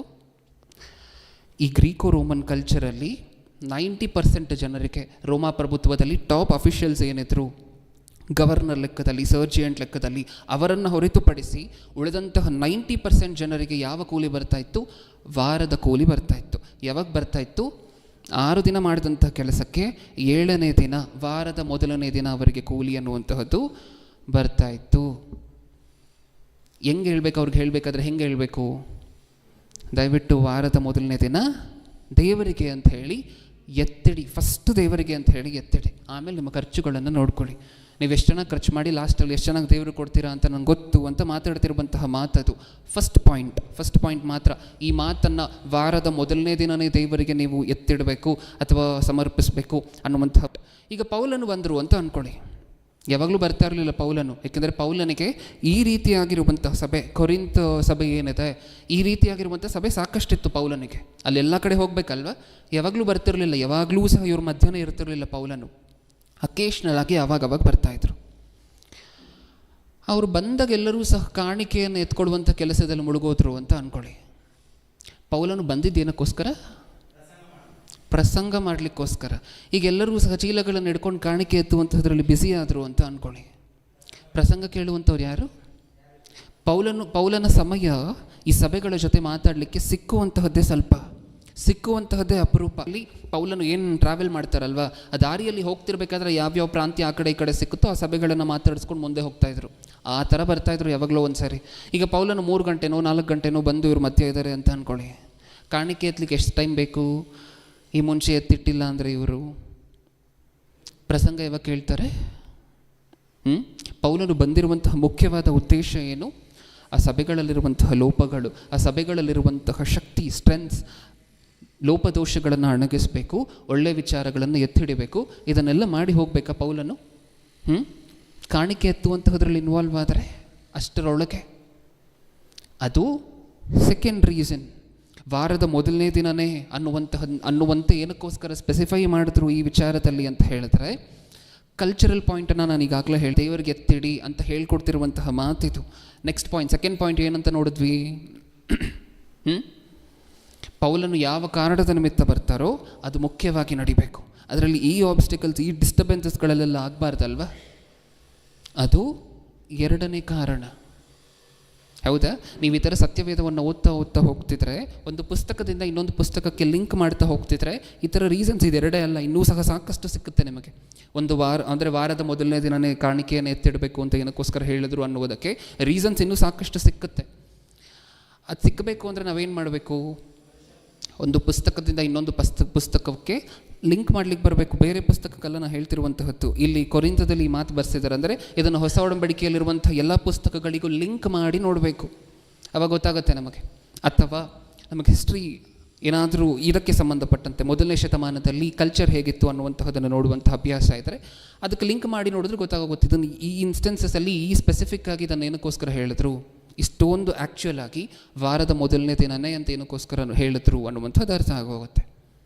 ಹೌದಾ? 3 ವಿಚಾರಗಳನ್ನು ನೋಡಿದ್ವಿ. ಪ್ರಪ್ರಥಮವಾಗಿ ಯೇಸುಕ್ರಿಸ್ತರು ಪುನರುದ್ಧಾನ ಆದರು, ಅದಕ್ಕೋಸ್ಕರ ಭಾನುವಾರ ಆರಾಧನೆ ಮಾಡುವಂಥವ್ರು ಒಂದು ಗುಂಪಾದರೆ, ಇನ್ನೊಂದು ಸ್ವಲ್ಪ ಜನ ಕೊಡುವಂಥ ಉತ್ತರ ಏನು? ಸಂಡೇನೇ ರೊಟ್ಟಿ ಕಾರ್ಯಕ್ರಮ ಮಾಡಬೇಕು. ಏನಕ್ಕೋಸ್ಕರ? ವಾರದ ಮೊದಲನೇ ದಿನ ರೊಟ್ಟಿ ಮುರಿಯೋಕ್ಕೆ ನಾವು ಸೇರಿದ್ವಿ ಅಂತ ಹೇಳಿ ಅಪೊಸ್ತಲರು ಮಾತಾಡಿದಾರಲ್ವಾ, ಅದನ್ನು ನೋಡಿದ್ವಿ. 3ನೇದಾಗಿ ಕಾಣಿಕೆಯನ್ನು ವಾರದ ಮೊದಲನೇ ದಿನನೇ ಎತ್ತಬೇಕು. ಅದಕ್ಕೆ ಆನ್ಸರ್ ಏನು ನೋಡಿದ್ವಿ, ಈಗಾಗಲೇ ಡಿಸ್ಕಸ್ ಮಾಡಿ. ಈ 3 ರೆಫರೆನ್ಸ್ಗಳನ್ನು ಮುಖ್ಯವಾಗಿ ನೋಡಿ ಕನ್ಫ್ಯೂಸ್ ಮಾಡಿಕೊಂಡು ಯಾವ ಕನ್ಕ್ಲೂಷನ್ಗೆ ಬಂದಿದ್ದಾರೆ ಕ್ರೈಸ್ತ ಸಮಾಜದಲ್ಲಿ ಬಹಳಷ್ಟು ಜನ? ಸಂಡೇ ಮಾತ್ರ, ರೊಟ್ಟಿ ಕಾರ್ಯಕ್ರಮನೂ ಸಂಡೇ ಮಾತ್ರ, ಕಾಣಿಕೆ ಮನೆ ಮಾರಿಡುವಂಥ ಕಾಣಿಕೆ ಎತ್ತಬೇಡಿ, ಸಂಡೇ ಮಾತ್ರ ಮಾಡಬೇಕು ಅಂತ ಹೇಳಿದ್ರೆ ಹೇಗೆ ನಡೆಯುತ್ತೆ ಹೇಳಿ? ಹೇಗೆ ನಡೆಯುತ್ತೆ? ಸೆಮಿನಾರ್ ಹೇಗೆ ನಡೆಯುತ್ತೆ? ಹೌದಾ?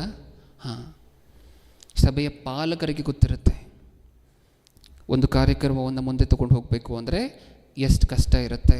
ನಾವು ಅದೇ ರೀಸನ್ ಆಗಿ ತೊಗೊಂಡು, ನಾವು ಅದೇ ಇನ್ಸ್ಟೆನ್ಸನ್ನೇ ತೊಗೊಂಡು ಭಾನುವಾರ ಮಾತ್ರ ಎತ್ತಬೇಕು ಅಂತ ಹೇಳಿದ್ರೆ ಹೇಗೆ ನಡೆಯುತ್ತೆ? ಪೌಲನ್ ಇಷ್ಟಕ್ಕೂ ಸಂಡೇ ಮಾತ್ರ ಬರ್ತಿರಲಿಲ್ಲ ಗೊತ್ತಾ ಇವ್ರ ಹತ್ರ? ಸಂಡೇ ಎತ್ತಿಡಿ ಅನ್ನುವಂಥ ಇನ್ಸ್ಟ್ರಕ್ಷನನ್ನು ಕೊಟ್ಟಿದ್ದಾರೆ. ಸಂಡೇ ಮಾತ್ರ ಬಂದಿರಲಿಲ್ಲ ಇವತ್ತು. ಇವರು ಎತ್ತಿಟ್ಟಿರುವಂತಹದನ್ನು ಪೌಲನೂ ಆಗಿರ್ಬೋದು ಅದು.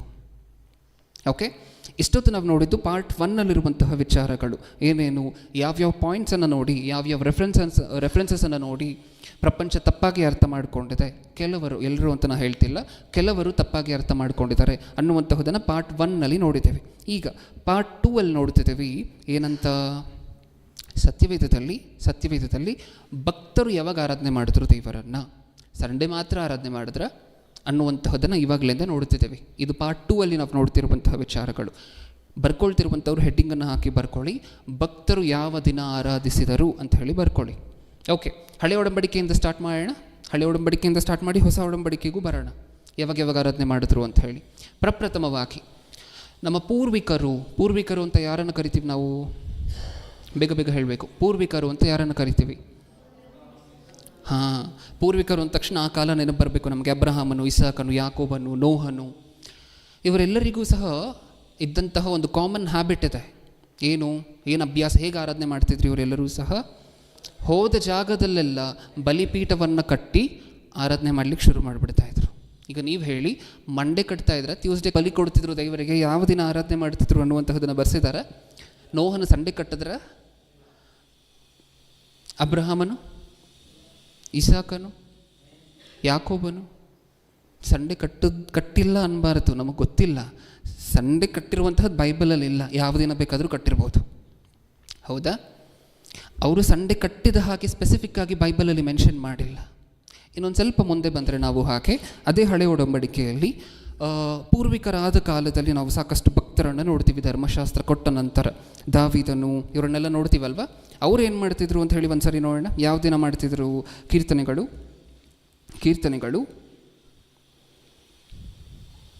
34ನೇ ಅಧ್ಯಾಯ.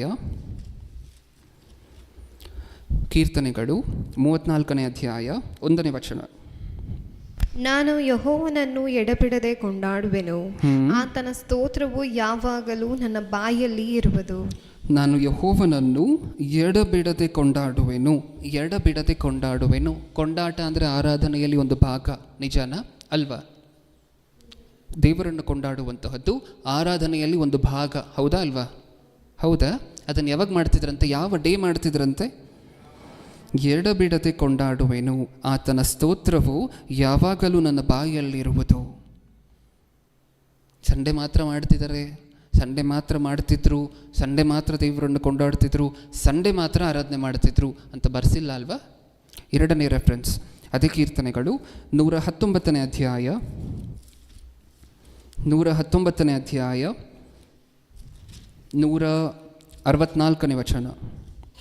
119 164. ನಿನ್ನ ನೀತಿ ವಿಧಿಗಳಿಗೋಸ್ಕರ ನಿನ್ನನ್ನು ದಿನಕ್ಕೆ 7 ಸಾರಿ ಕೊಂಡಾಡುತ್ತೇನೆ. ನಿನ್ನ ನೀತಿ ವಿಧಿಗಳಿಗೋಸ್ಕರ ನಿನ್ನನ್ನು ದಿನಕ್ಕೆ 7 ಸಾರಿ ಕೊಂಡಾಡುತ್ತೇನೆ. ಎಷ್ಟು ಸಾರಿ? ದಿನಕ್ಕೆ 7 ಸಾರಿ. 7 ದಿನಕ್ಕೊಂದು ಸಾರಿ ಅಲ್ಲ, ಒಂದು ದಿನಕ್ಕೆ 7 ಸಾರಿ. ಡಿಫ್ರೆನ್ಸ್ ಅರ್ಥ ಆಯ್ತಾ ನಮಗೆ? ಇವರೇನಂದರು? 7 ದಿನಕ್ಕೊಂದು ಸಾರಿ ಅಂದರು. ಸತ್ಯವೇದದಲ್ಲಿರುವಂತಹ ಭಕ್ತರು ಏನಂತಿದ್ದಾರೆ? ಒಂದು ದಿನಕ್ಕೆ 7 ಸಾರಿ. 7 ದಿನಕ್ಕೊಂದು ಸಾರಿ ಅಲ್ಲ, ಒಂದು ದಿನಕ್ಕೆ 7 ಸಾರಿ ಕೊಂಡಾಡ್ತಿದ್ರು, ಒಂದು ದಿನಕ್ಕೆ 7 ಸಾರಿ ಆರಾಧನೆ ಮಾಡ್ತಿದ್ರು. ಕೀರ್ತನೆಗಳು 145ನೇ ಅಧ್ಯಾಯ 2ನೇ ವಚನ. ದಿನಂಪ್ರತಿ ನಿನ್ನನ್ನು ಕೀರ್ತಿಸುವೆನು, ನಿನ್ನ ನಾಮವನ್ನು ಯುಗಯುಗಾಂತರಗಳಲ್ಲಿಯೂ ಸ್ತುತಿಸುವೆನು. ದಿನಂಪ್ರತಿ ನಿನ್ನನ್ನು ಕೀರ್ತಿಸುವೆನು. ದಿನಂಪ್ರತಿ ಅನ್ನುವಂತಹ ಪದಕ್ಕಿರುವಂಥ ಅರ್ಥ ಏನು ಪ್ರಿಯರೇ? ಅಲ್ವಾ? ದಿನಂಪ್ರತಿ ಅಂದರೆ ಪ್ರತಿ ದಿನ. ಅದು ಆ ಭಾಷೆಯಲ್ಲಿ ಕನ್ನಡದಲ್ಲಿ ಒಂದು ಸ್ವಲ್ಪ ಸ್ಪೆಸಿಫಿಕ್ ಆಗಿ ಟೆಕ್ಸ್ಟ್ ಬುಕ್ ಭಾಷೆ ಅಂತ ನಾವೇನು ಹೇಳ್ತೀವಿ, ಪಠ್ಯ ಭಾಷೆ ಅಂತ ನಾವು ಹೇಳ್ತೀವಿ, ಆ ಭಾಷೆಯಲ್ಲಿ ದಿನಂಪ್ರತಿ ಅಂತ ಹೇಳಿ ಬರ್ಸಿದ್ದಾರೆ. ದಿನಂಪ್ರತಿ ನೀವು ಏನು ಮಾಡ್ತಿದ್ರಂತೆ ಅಂದರೆ ಪ್ರತಿದಿನ ಏನು ಮಾಡ್ತಿದ್ರಂತೆ? ನಿನ್ನನ್ನು ಕೀರ್ತಿಸುವೆನು. ಕೀರ್ತನೆ ಅಂದರೆ ಏನು?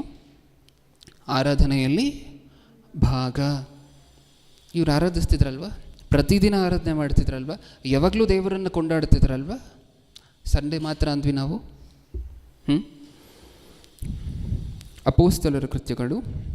ಈಗ ಹೊಸ ಒಡಂಬಡಿಕೆಗೆ ಬರ್ತಿದ್ದೀವಿ. ಪೂರ್ವಿಕರು ಏನು ಮಾಡಿದ್ರು ಅಂತ ಹೇಳಿ ನೋಡಿದ್ವಿ. ದಾವೀದನ ಕಾಲದಲ್ಲಿ ಹಿಂದೆ ಮುಂದೆ ಇದ್ದಂಥ ಭಕ್ತರು ಏನು ಮಾಡಿದ್ರು ಅಂತ ಹೇಳಿ ನೋಡಿದ್ದೀವಿ. ಈಗ ಹೊಸ ಒಡಂಬಡಿಕೆಗೆ ಬರೋಣ. ನಮ್ಮೆಲ್ಲರಿಗೂ ಗೊತ್ತಿರುವಂಥ ಅಪೊಸ್ತಲರ ಕೃತ್ಯಗಳು 2ನೇ ಅಧ್ಯಾಯ 46ನೇ ವಚನ.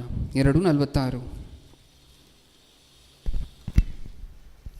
ಅವರು ದಿನಾಲೂ ಏಕಮನಸ್ಸಿನಿಂದ ದೇವಾಲಯದಲ್ಲಿ ಕೂಡುತ್ತಾ ಮನೆಗಳಲ್ಲಿ ರೊಟ್ಟಿ ಮುರಿದು ಉಲ್ಲಾಸದಿಂದಲೂ ಸರಳ ಹೃದಯದಿಂದಲೂ ಊಟ ಮಾಡುತ್ತಾ ಇದ್ದರು. ಅವರು ದಿನಾಲೂ ಏಕಮನಸ್ಸಿನಿಂದ ದೇವಾಲಯದಲ್ಲಿ ಕೂಡುತ್ತಾ. ಯಾರಾದರೂ ಬಂದು ಈ ಪ್ರಶ್ನೆಯನ್ನು ಕೇಳ್ತಾರೆ, ನೀವು ಒಂದು ವೇಳೆ ಅವ್ರಿಗೆ ಹೇಳಿದ್ರಿ ಅಂತ ಅಂದ್ಕೊಳ್ಳಿ, ಏನಂತ ಹೇಳ್ತೀರಾ? ಬ್ರದರ್, ಹಳೆ ಒಡಂಬಡಿಕೆಯಲ್ಲಿ ಹೊಸ ಒಡಂಬಡಿಕೆಯಲ್ಲಿ ದಿನಾ ಭಕ್ತರು ಸೇರ್ತಿದ್ರು, ದಿನಾ ದೇವರನ್ನು ಕೊಂಡಾಡ್ತಿದ್ರು ಅಂತ ಬರ್ಸಿದ್ದಾರೆ. ಸಂಡೇ ಮಾತ್ರ ಮಾಡ್ತಿರ್ಲಿಲ್ಲ, ಪ್ರತಿದಿನ ಮಾಡ್ತಿದ್ರು ಅಂತ ಹೇಳಿ ನೀವು ಅವ್ರ ಹತ್ರ ಹೇಳಿದ್ರಿ ಅಂತ ಅಂದ್ಕೊಳ್ಳಿ. ಅವ್ರು ನೆಕ್ಸ್ಟ್ ಏನು ಹೇಳ್ತಾರೆ ಹೇಳಿ ನೀವೇ? ನೆಕ್ಸ್ಟ್ ಏನು ಹೇಳ್ತಾರೆ? ಬ್ರದರ್, ದಿನ ಕೊಂಡಾಡುವಂತಹದ್ದು ಮನೆಯಲ್ಲಿ, ಸಭೆಗೆ ಬರಬೇಕಾಗಿರುವಂತಹದ್ದು ಯಾವಾಗ? ಸಂಡೇ. ಅವ್ರಿಗೆ ಈ ರೆಫರೆನ್ಸ್ ತೋರಿಸಿ. ಇಲ್ಲೇನಂತಿದೆ? ಅವರು ದಿನಾಲು ಏಕ ಮನಸ್ಸಿನಿಂದ ದೇವಾಲಯದಲ್ಲಿ ಕೂಡುತ್ತಾ. ಎಲ್ಲಿ ಕೊಡ್ತಾ ಇದ್ರು? ದಿನಾಲು ಏಕ ಮನಸ್ಸಿನಿಂದ ದೇವಾಲಯದಲ್ಲಿ ಕೂಡುತ್ತಾ. ದಿನ ಅಂದರೆ ಯಾವ ಡೇ? ದಿನಾಲು ಅಂದರೆ ಯಾವ ಡೇ? ಸಂಡೇನಾ? ಸಂಡೇಯಿಂದ ಸ್ಯಾಟರ್ಡೆ ಮತ್ತು ಮಂಡೇಯಿಂದ ಸಂಡೇ. ಇದು ಅವ್ರ ಸ್ಕೆಡ್ಯೂಲ್. ಹೌದಾ? ಸಂಡೇ ಮಾತ್ರ ಕೊಡ್ತಿದ್ರ? ಮನೆಯಲ್ಲೂ ಅಷ್ಟೇ, ದೇವಾಲಯದಲ್ಲೂ ಅವ್ರಿಗೆ ಯಾವಾಗ ಅನುಕೂಲ ಇತ್ತು, ಅವ್ರಿಗೆ ಯಾವಾಗ ಅನ್ನಿಸ್ತಿತ್ತು, ಪ್ರತಿದಿನ ಬಂದು ದೇವಾಲಯದಲ್ಲಿ ಕೂಡಿ ಆರಾಧನೆ ಮಾಡ್ತಿದ್ರು ದೇವರನ್ನು. ಸಂಡೇ ಮಾತ್ರ ಅಲ್ಲ. ಇದನ್ನೇ ನಾವು ಮನುಷ್ಯ ಕಲ್ಪಿತ ಆಜ್ಞೆಗಳು ಅಂತ ಹೇಳಿ ಕರಿತೀವಿ. ಸತ್ಯವೇದದಲ್ಲಿ ವಾರದ ಮೊದಲನೇ ದಿನ ಅನ್ನುವಂತಹ ಒಂದು ಪದ ನೋಡುವಂತಹದ್ದು, ಅದನ್ನು ಕ್ಯಾಚ್ ಮಾಡುವಂತಹದ್ದು, ಅದನ್ನು ಇನ್ನೊಬ್ಬರಿಗೆ ಹೇಳುವಂತಹದ್ದು, ಅವ್ರ ಮನಸ್ಸಲ್ಲಿ ಚಂಚಲತೆ ಕಳವಳವನ್ನು ಹುಟ್ಟಿಸುವಂತಹದ್ದು. ಇದನ್ನು ಅವ್ರು ಅನ್ಕೋಬೇಕು ಏನಂತ, ಇವ್ರ ದೇವರು ಯಾಕೋ ಸರಿ ಇದ್ದಂತೆ ಕಾಣಿಸ್ತಿಲ್ಲ ನಮಗೆ. ದಿನಕ್ಕೆ ಪ್ರಾಧಾನ್ಯತೆ ಕೊಡ್ತಾರೆ ನೋಡಿ. ದೊಡ್ಡ ಮನಸ್ಸಿನ ದೇವರಲ್ಲ ಇವರು ಅಂತ ಅನ್ಕೋತಾರೆ ಅವರು. ಏನು ಅನ್ಕೋತಾರೆ? ಧಾರಾಳವಾಗಿರುವಂತಹ ವಿಶಾಲ ಹೃದಯ ಅಲ್ಲ ಇವರ ದೇವರು ಅಂತ ಅನ್ಕೋತಾರೆ. ದೇವ್ರು ಹಂಗ ನೀವು ಇದೇ ದಿನ ಆರಾಧನೆ ಮಾಡಬೇಕು ಅಂತ ಯಾವತ್ತಾದರೂ ಕೇಳಿದ್ದಾರೆ ಸತ್ಯವೇದದಲ್ಲಿ? ಹಳೆ ಒಡಂಬಡಿಕೆಯಲ್ಲಿ ಸಬ್ಬತ್ ಅಂತ ಹೇಳಿದ್ರು. ಅದು ಏನಕ್ಕೋಸ್ಕರ ಹೇಳಿದ್ರು ಅನ್ನೋದಕ್ಕೆ ದೊಡ್ಡ ಕಾರಣನೇ ಇದೆ. ಯಾವತ್ತಾದರೂ ಮಾತಾಡೋಣ ಸಪ್ರೇಟಾಗಿ ಕ್ಲಾಸಸನ್ನು ತಗೊಂಡು. ಆದರೆ ಸದ್ಯಕ್ಕೆ ಸಂಡೇ ಮಾತ್ರ ಆರಾಧನೆ ಮಾಡಬೇಕು, ವಾರದ ಮೊದಲನೇ ದಿನ ಆರಾಧನೆ ಮಾಡಲೇಬೇಕು ಅಂತ ಆಗಲಿ ಯಾವತ್ತಾದರೂ ಹೇಳಿದ್ದಾರೆ? ಇಲ್ಲ ಅಲ್ವಾ? ಮತ್ತು ಇದನ್ನೇ ಅಲ್ವಾ ಮನುಷ್ಯ ಕಲ್ಪಿತ ಆಜ್ಞೆಗಳು ಅಂತ ಹೇಳಿ ಕರೆಯುವಂತಹದ್ದು? ಅಲ್ಲಿ ಹೇಳಲಿಲ್ಲ. ಅಲ್ಲೊಂದು ಪದ ಇತ್ತು, ವಾರದ ಮೊದಲನೇ ದಿನ ನಾವು ರೊಟ್ಟಿ ಮುರಿದಾಗ ವಾರದ ಮೊದಲನೇ ದಿನ ನೀವು ಎತ್ತಿಡಿ. ಅದನ್ನು ನೋಡಿ ನಾವೇನು ಅರ್ಥ ಮಾಡ್ಕೊಂಡ್ವಿ? ಸಂಡೇನೇ ಮಾಡಬೇಕು, ಬೇರೆ ಯಾವ ದಿನವೂ ಮಾಡಬಾರ್ದು. ಓಕೆ, ಈಗ ಅಪೊಸ್ತಲರ ಕೃತ್ಯದಲ್ಲಿ ಹೊಸ ಒಡಂಬಡಿಕೆಯಲ್ಲೂ ಸಹ ಜನರು ವಾರದ ಮೊದಲನೇ ದಿನ ಅಲ್ಲ, ಪ್ರತಿದಿನ ದೇವಾಲಯದಲ್ಲಿ ಸೇರಿ ಆರಾಧನೆ ಮಾಡ್ತಿದ್ರು ಅಂತ ಹೇಳಿ ನೋಡಿದ್ದೀವಿ. ಓಕೆ, ಇನ್ನು ನೆಕ್ಸ್ಟ್ ಅದೇ ಅಪೊಸ್ತಲರ ಕೃತ್ಯಗಳಲ್ಲಿ 16ನೇ ಅಧ್ಯಾಯ, ಅಪೊಸ್ತಲರ ಕೃತ್ಯಗಳು 16ನೇ ಅಧ್ಯಾಯ.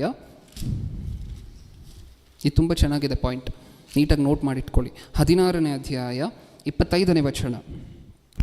ಮಧ್ಯರಾತ್ರಿಯಲ್ಲಿ ಪೌಲನು ಸೀಲನು ಪ್ರಾರ್ಥನೆ ಮಾಡುವವರಾಗಿ ದೇವರಿಗೆ ಸ್ತುತಿಪದಗಳನ್ನು ಹಾಡುತ್ತಿದ್ದರು. ಏನು ಮಾಡ್ತಿದ್ರಂತೆ? ಮಧ್ಯರಾತ್ರಿಯಲ್ಲಿ ಪೌಲನು ಸೀಲನು ಪ್ರಾರ್ಥನೆ ಮಾಡುವವರಾಗಿ ದೇವರಿಗೆ ಸ್ತುತಿಪದಗಳನ್ನು ಹಾಡುತ್ತಿದ್ದರು. ಇವ್ರು ಏನು ಮಾಡ್ತಿದ್ದಾರೆ? ಆರಾಧನೆ ಮಾಡ್ತಿದ್ದಾರೆ. ಯಾವ ದಿನ ಮಾಡ್ತಿದ್ದಾರೆ ಹೇಳಿ? ಯಾವ ದಿನ ರಾತ್ರಿ ಮಾಡ್ತಿದ್ದಾರೆ? ಯಾವ ದಿನ ರಾತ್ರಿ ಮಾಡ್ತಿದ್ದಾರೆ? ಶನಿವಾರ ನೈಟಾ? ಭಾನುವಾರ ನೈಟಾ? 12 ಗಂಟೆ ಅಂದರೆ ನೀವು ಅದನ್ನು ಶನಿವಾರಕ್ಕೂ ತೊಗೋಬೋದು, ಭಾನುವಾರಕ್ಕೂ ತೊಗೋಬೋದು, ಯಾವ ದಿನಕ್ಕೆ ಬೇಕಾದರೂ ತೊಗೋಬೋದಲ್ವಾ? ಅದಕ್ಕೆ ಮಧ್ಯರಾತ್ರಿಯಲ್ಲಿ ಆರಾಧನೆ ಮಾಡ್ತಿದ್ದಾರೆ ಅಂತ ಸ್ಪಷ್ಟವಾಗಿ ಬರೆಸಿದ್ದಾರೆ. ಆ ದಿನವನ್ನು ನೀವು ಕನ್ಕ್ಲೂಡೇ ಮಾಡಲಿಕ್ಕಾಗೋದಿಲ್ಲ. ಇವರು ಯಾವ ದಿನ ಆರಾಧನೆ ಮಾಡ್ತಿದ್ರು ಅನ್ನುವಂತಹದ್ದನ್ನು, ಆ ದಿನ ಯಾವುದು ಅಂತ ಹೇಳಿ ನೀವು ಕನ್ಕ್ಲೂಡೇ ಮಾಡ್ಕೊಳ್ಳೋದಿಲ್ಲ. ಒಂದು ವೇಳೆ ಶನಿವಾರ ನೈಟ್ ಆರಾಧನೆ ಮಾಡ್ತಿದ್ದಾರೆ ಅಂತ ಅಂದ್ಕೊಳ್ಳಿ, ಅದನ್ನು ನೀವು ಭಾನುವಾರಕ್ಕೆ ಬೇಕಾದರೂ ತೊಗೋಬೋದು, ಇಲ್ಲ ಶನಿವಾರ ಅಂತಲೇ ಆರ್ಗ್ಯೂ ಮಾಡ್ಬೋದು, ಶನಿವಾರ ನೈಟ್ ಬ್ರದರ್ ಅಂತ ಬೇಕಾದರೂ ಆರ್ಗ್ಯೂ ಮಾಡ್ಬೋದು. ಹೌದಾ? ಮಧ್ಯರಾತ್ರಿ, ಯಾವ ದಿನದ ಮಧ್ಯರಾತ್ರಿ ಗೊತ್ತಿಲ್ಲ. ಹೋಗಲಿ, ಸಂಡೇ ಮಾತ್ರ ಆರಾಧನೆ ಮಾಡಬೇಕು ಅಂತ ಹೇಳ್ತಾರಲ್ವಾ, ಅವ್ರನ್ನ ಇನ್ನೊಂದು ಪ್ರಶ್ನೆ ಕೇಳಿ, ಬ್ರದರ್ ಟೈಮಿಂಗ್ಸ್ ಏನು ಬ್ರದರ್? ನೀವು ಸಂಡೇ ಮಾತ್ರನೇ ಆರಾಧನೆ ಮಾಡಬೇಕು ಅಂತ ಹೆಂಗೂ ಹೇಳ್ತಿದ್ದೀರಾ, ಅಷ್ಟೊಂದು ಸ್ಪೆಸಿಫಿಕ್ಕಾಗಿ ಅಷ್ಟೊಂದು ಕಾನ್ಫಿಡೆಂಟಾಗಿ ಬರೀ ಸಂಡೇ ಮಾತ್ರ ಅಂತಿರೋದ್ರಿಂದ ನಿಮ್ಮನ್ನು ಇನ್ನೊಂದು ಪ್ರಶ್ನೆ ಕೇಳ್ತೀನಿ, ಹೇಳಿ ಎಷ್ಟು ಗಂಟೆಗೆ ಆರಾಧನೆ ಶುರು ಮಾಡಬೇಕು ಅಂತ ಕೇಳಿ ಅವ್ರನ್ನ. ಎಷ್ಟು ಗಂಟೆಗೆ ಆರಾಧನೆ ಸ್ಟಾರ್ಟ್ ಮಾಡಬೇಕು ಹೇಳಿ ಅಂತ ಹೇಳಿ ಕೇಳಿ. 8 ಗಂಟೆಗೆ ಅಂದರೆ ಈ ರೆಫರೆನ್ಸ್ ತೋರಿಸಿ. ಇಲ್ಲಿ ಎಷ್ಟೊತ್ತಿಗೆ ಆರಾಧನೆ ಮಾಡಿದ್ರು? 10 ಗಂಟೆಗಂದರೂ ಇದೇ ರೆಫರೆನ್ಸ್ ತೋರಿಸಿ. ಇಲ್ಲಿ ಎಷ್ಟು ಗಂಟೆಗೆ ಆರಾಧನೆ ಮಾಡಿದ್ರು? ಬೆಳಗ್ಗೆ 5 ಗಂಟೆಗಂದರೂ ಇದೇ ರೆಫರೆನ್ಸೇ ತೋರಿಸಿ. ಅವ್ರು ಖಚಿತವಾಗಲು ಈ ಟೈಮ್ ಅಂತೂ ಹೇಳಲಿಕ್ಕಾಗೋದೇ ಇಲ್ಲ. ಹೌದಾ? ಮಧ್ಯರಾತ್ರಿ ಯಾರಾದರೂ ಆರಾಧನೆ ಮಾಡಬೇಕು ಅಂತಾರೆ? ಇಲ್ಲ. ಸೊ ಇದು ನೀವು ಕರೆಕ್ಟಾಗಿ ನೋಟ್ ಮಾಡಿಟ್ಕೊಂಡು ಕರೆಕ್ಟಾಗಿ ಕಲ್ತ್ರೆ ನಿಮ್ಮನ್ನು ಯಾರೂ ಏನೂ ಪ್ರಶ್ನೆಗಳನ್ನು ಕೇಳಲಿಕ್ಕೆ ಆಗೋದೇ ಇಲ್ಲ. ಏಕೆಂದರೆ ಸತ್ಯವೇದದಲ್ಲಿರುವಂತಹ ಪ್ರತಿಯೊಂದೊಂದು ರೆಫರೆನ್ಸು ಸಹ ಸ್ಪೆಸಿಫಿಕ್ ಡೇಗೆ ಸಂಬಂಧಪಟ್ಟಂತೆ ನೋಡ್ತಿದ್ದೇವೆ. ಹೌದಾ? ಸ್ವಲ್ಪ ಮುಂದೆ ಹೋಗೋಣ. ಇಷ್ಟಕ್ಕೂ ಇನ್ನು ಇದನ್ನು ಸಪೋರ್ಟ್ ಮಾಡಲಿಕ್ಕೆ ಇನ್ನೂ ಏನೇನು ಪಾಯಿಂಟ್ಸ್ ಇದೆ ಸತ್ಯವೇದದಲ್ಲಿ. ನಾವು ಸತ್ಯವೇದದಲ್ಲಿ ಒಂದು ರೆಫರೆನ್ಸ್ ನಮ್ಮೆಲ್ಲರಿಗೂ ಗೊತ್ತು. ಮನುಷ್ಯರ ದೃಷ್ಟಿಯಲ್ಲಿ 1000 ದಿನ ಅಂದರೆ ದೇವರ ದೃಷ್ಟಿಯಲ್ಲಿ 1 ದಿನ. 1 ದಿನ. ಈಗ ನೀವು ಸ್ಯಾಟರ್ಡೆ ಆರಾಧನೆ ಮಾಡಿದ್ದೀರಾ ಅಂತ ಅಂದ್ಕೊಳ್ಳಿ. ದೇವರ ದೃಷ್ಟಿಯಲ್ಲಿ ಯಾವಾಗ ಆರಾಧನೆ ಮಾಡಿದ್ದೀರಾ?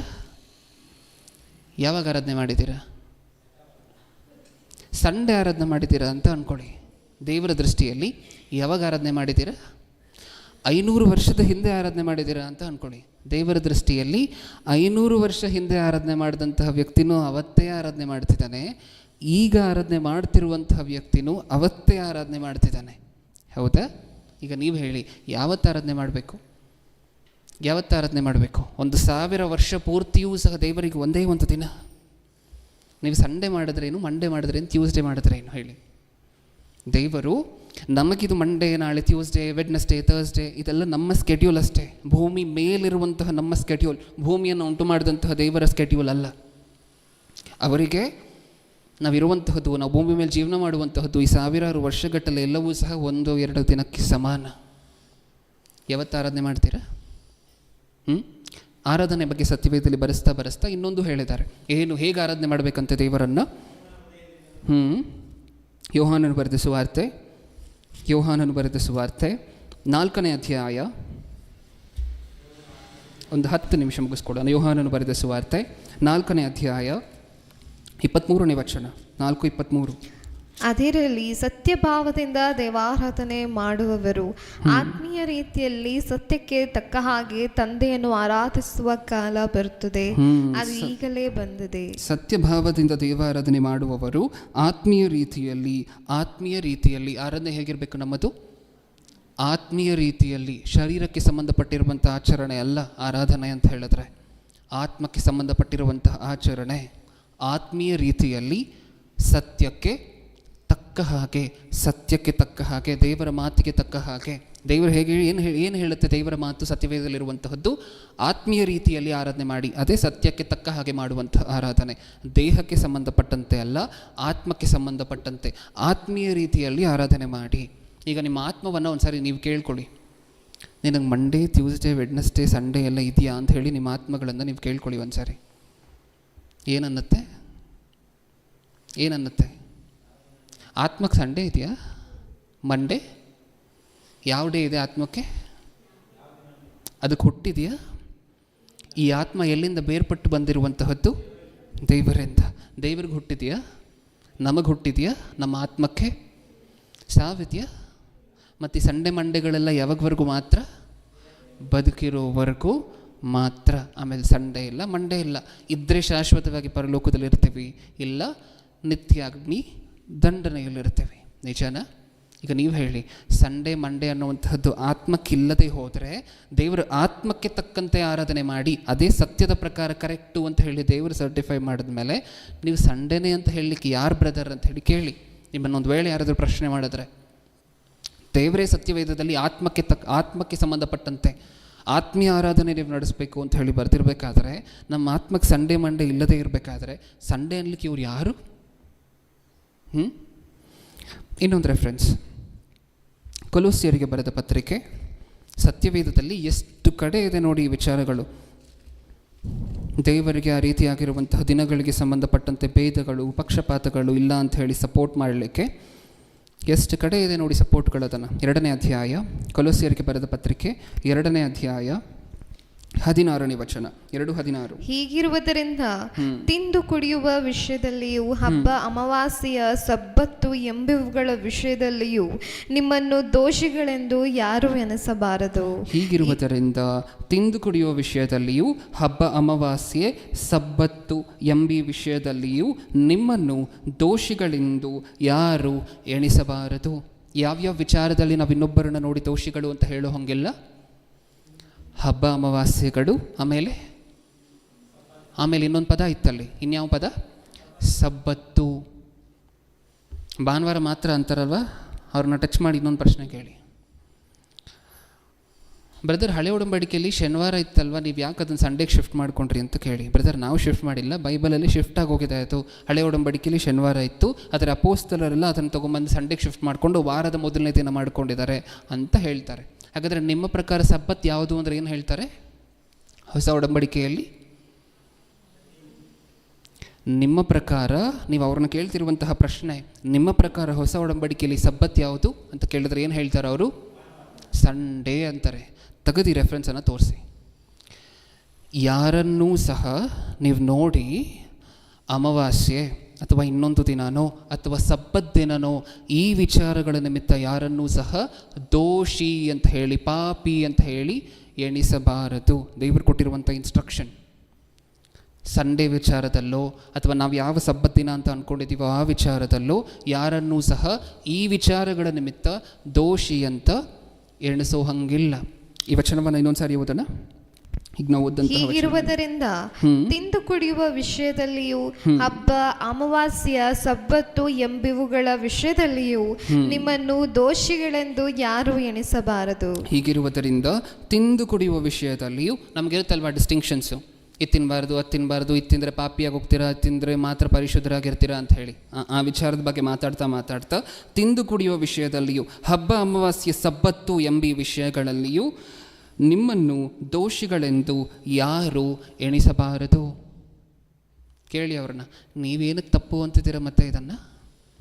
ನೀವು ಸಂಡೆ ಮಾತ್ರ ಅಂತ ಏನಕ್ಕೋಸ್ಕರ ಅಂತಿದ್ದೀರ? ಉಳಿದಂತಹ ದಿನದಲ್ಲಿ ಆರಾಧನೆ ಮಾಡುವಂಥವ್ರು, ರೊಟ್ಟಿ ಕಾರ್ಯಕ್ರಮದಲ್ಲಿ ಪಾಲ್ಗೊಳ್ಳುವಂಥವ್ರು, ಕಾಣಿಕೆ ಕೊಡುವಂಥವರೆಲ್ಲ ಪಾಪಿಗಳು ಅನ್ನುವಂತಹ ಕನ್ಕ್ಲೂಷನ್ಗೆ ಹೇಗೆ ಬಂದ್ರಿ? ಯೋಬನ ಗ್ರಂಥ ಬೇಡ, ಕೀರ್ತನೆಗಳನ್ನು ನೋಡ್ಕೊಂಡು ಮುಂದೆ ಹೋಗೋಣ. ಕೀರ್ತನೆಗಳು ನೀವು ಇಷ್ಟೊತ್ತು ನೋಡಿತ್ತು ಸತ್ಯವೇದದಲ್ಲಿ ಯಾವ್ಯಾವ ರೆಫರೆನ್ಸಸ್ ಇದಕ್ಕೋಸ್ಕರ ಸಪೋರ್ಟ್ ಮಾಡುತ್ತೆ, ಭಕ್ತರೆಲ್ಲರೂ ಸಹ ಹೇಗೆ ತನ್ನ ಯಾವ್ಯಾವ ದಿನ ದೇವರನ್ನು ಆರಾಧನೆ ಮಾಡಿದ್ರು ಅನ್ನುವಂತಹದ್ದು. ಈಗ ಒಂದು 4 ರೆಫರೆನ್ಸ್ ಪ್ರಕೃತಿಯ ಬಗ್ಗೆ ನೋಡ್ಕೊಂಡು ಮುಗಿಸ್ಕೊಳ್ಳೋಣ. ಯಾಕಂದರೆ ಪ್ರಕೃತಿನೇ ಅಲ್ವಾ ಬೆಸ್ಟ್ ಟೀಚರ್, ಎಲ್ಲ ಅಂಶಗಳಿಗೆ ಪ್ರಕೃತಿನೇ ಬೆಸ್ಟ್ ಟೀಚರ್. ಈಗ ಪ್ರಕೃತಿ ಯಾವ ದಿನದಲ್ಲಿ ಆರಾಧನೆ ಮಾಡುತ್ತಿತ್ತಪ್ಪ? ಕೀರ್ತನೆಗಳು 148ನೇ ಅಧ್ಯಾಯ 148ನೇ ಕೀರ್ತನೆ 3ನೇ ವಚನ. 148:3. ಸೂರ್ಯ ಚಂದ್ರರೇ ಆತನನ್ನು ಸ್ತುತಿಸಿರಿ, ಹೊಳೆಯುವ ಎಲ್ಲ ನಕ್ಷತ್ರಗಳೇ ಆತನನ್ನು ಸ್ತುತಿಸಿರಿ. ಉನ್ನತೋನ್ನತವಾದ ಆಕಾಶವೇ, ಅದರ ಮೇಲಿರುವ ಜಲರಾಶಿಗಳೇ ಆತನನ್ನು ಸ್ತುತಿಸಿರಿ. ಅವು ಯೆಹೋವನ ನಾಮವನ್ನು ಸ್ತುತಿಸಲಿ. ಯಾವಾಗ ಸ್ತುತಿಸ್ತಿದೆಯಂತೆ ಪ್ರಕೃತಿ? ಭೂಮಿ ಮೇಲೆ ಮನುಷ್ಯರು ಮಾತ್ರ ಅಲ್ಲ, ಭಕ್ತರು ಮಾತ್ರ ಅಲ್ಲ ದೇವರನ್ನು ಸ್ತುತಿಸುವಂತಹದ್ದು. ಯಾರೂ ಸ್ತುತಿಸ್ತಿದ್ದಾರೆ ದೇವರನ್ನು? ಪ್ರಕೃತಿಯೂ ಸಹ, ಸೂರ್ಯಚಂದ್ರ ನಕ್ಷತ್ರಗಳೂ ಸಹ. 1ನೇ ವಚನದಿಂದ ಓದ್ತಿದ್ದೀನಿ. ಯಾಹುವಿಗೆ ಸ್ತೋತ್ರ, ಆಕಾಶ ಮಂಡಲದಿಂದ ಯೆಹೋವನಿಗೆ ಸ್ತುತಿಯುಂಟಾಗಲಿ. ಆಕಾಶ ಮಂಡಲದಿಂದ ದೇವರಿಗೆ ಏನುಂಟಾಗ್ತದೆ? ಸ್ತುತಿ ಉಂಟಾಗ್ತಿದೆಯಾ? ಈಗ ನೀವು ಹೇಳಿ, ಯಾವ ದಿನ ಸ್ತುತಿಸ್ತು ಆಕಾಶ ಮಂಡಲ ದೇವರನ್ನು? ಯಾವ ದಿನ? ಸಂಡೇ ಮಾತ್ರ ಟ್ಯೂಬ್ಲೈಟ್ಗಳನ್ನು ಎಕ್ಸ್ಟ್ರಾ ಹಾಕ್ಕೊಂಡು ಎಕ್ಸ್ಟ್ರಾ ಬೆಳಕು ಕೊಡ್ತಾ? ಯಾವಾಗಲೂ ಸ್ತುತಿಸ್ತಿದೆಯಾ? ಯಾವಾಗಲೂ ಒಂದೇ ಥರ ಕಾಣಿಸುತ್ತಾ? ಅದು ಪ್ರತಿದಿನ ಸ್ತುತಿಸ್ತಿದೆಯಂತೆ. ಪ್ರತಿದಿನ ದೇವರಿಗೆ ಅದರಿಂದ ಸ್ತುತಿ ಉಂಟಾಗ್ತಿದೆ. ದೇವರು ಹೇಳ್ಕೊಂಡಿದ್ದಾರೆ, ನನಗೆ ಆಕಾಶ ಮಂಡಲದಿಂದ ಪ್ರತಿನಿತ್ಯವೂ ಸ್ತುತಿ ಉಂಟಾಗತ್ತೆ. ಅವರು ಪ್ರತಿದಿನ ಸ್ತುತಿಸ್ತಿರ್ಬೇಕಾದ್ರೆ, ದೇವರಿಗೆ ಸ್ತುತಿ ಉಂಟಾಗ್ತಿರ್ಬೇಕಾದ್ರೆ, ನಾವು ಸಂಡೇ ಬಿಟ್ಟು ಮಂಡೇನೋ, ಟ್ಯೂಸ್ಡೇನೋ, ವೆಡ್ನೆಸ್ಡೇನೋ ಸ್ತುತಿ ಮಾಡಿದ್ರೆ ದೇವರಿಗೆ ಸ್ತುತಿ ಉಂಟಾಗೋದಿಲ್ವ? ನಕ್ಷತ್ರಗಳು, ಆಕಾಶ ಮಂಡಲ, ಸೇವಕರು, ದೇವದೂತರ ಆರಾಧನೆನೇ ಪ್ರತಿನಿತ್ಯವೂ ಅವರು ಆರಾಧನೆ ಮಾಡಬೇಕಾದ್ರೆ, ದೇವರು ಸ್ವೀಕಾರ ಮಾಡ್ತಿರ್ಬೇಕಾದ್ರೆ, ಮಕ್ಕಳಾಗಿರುವಂತಹ ನಾವು ಮಂಡೇ ಅಪ್ಪ ಅಂತ ಹೇಳಿ ಕರೆದ್ರೆ ಬೇಡ ಮಗನೇ ಅಂತ ಹೇಳಿ ತಳ್ಳಿಬಿಡ್ತಾರೆ. ನಿಮಗನ್ಸುತ್ತಾ ಹಾಗೆ? ಕಂಟಿನ್ಯೂ ಮಾಡೋಣ. ಯೆಹೋವನಿಗೆ ಸ್ತೋತ್ರ, ಆಕಾಶ ಮಂಡಲದಿಂದ ಯೆಹೋವನಿಗೆ ಸ್ತುತಿ ಉಂಟಾಗಲಿ.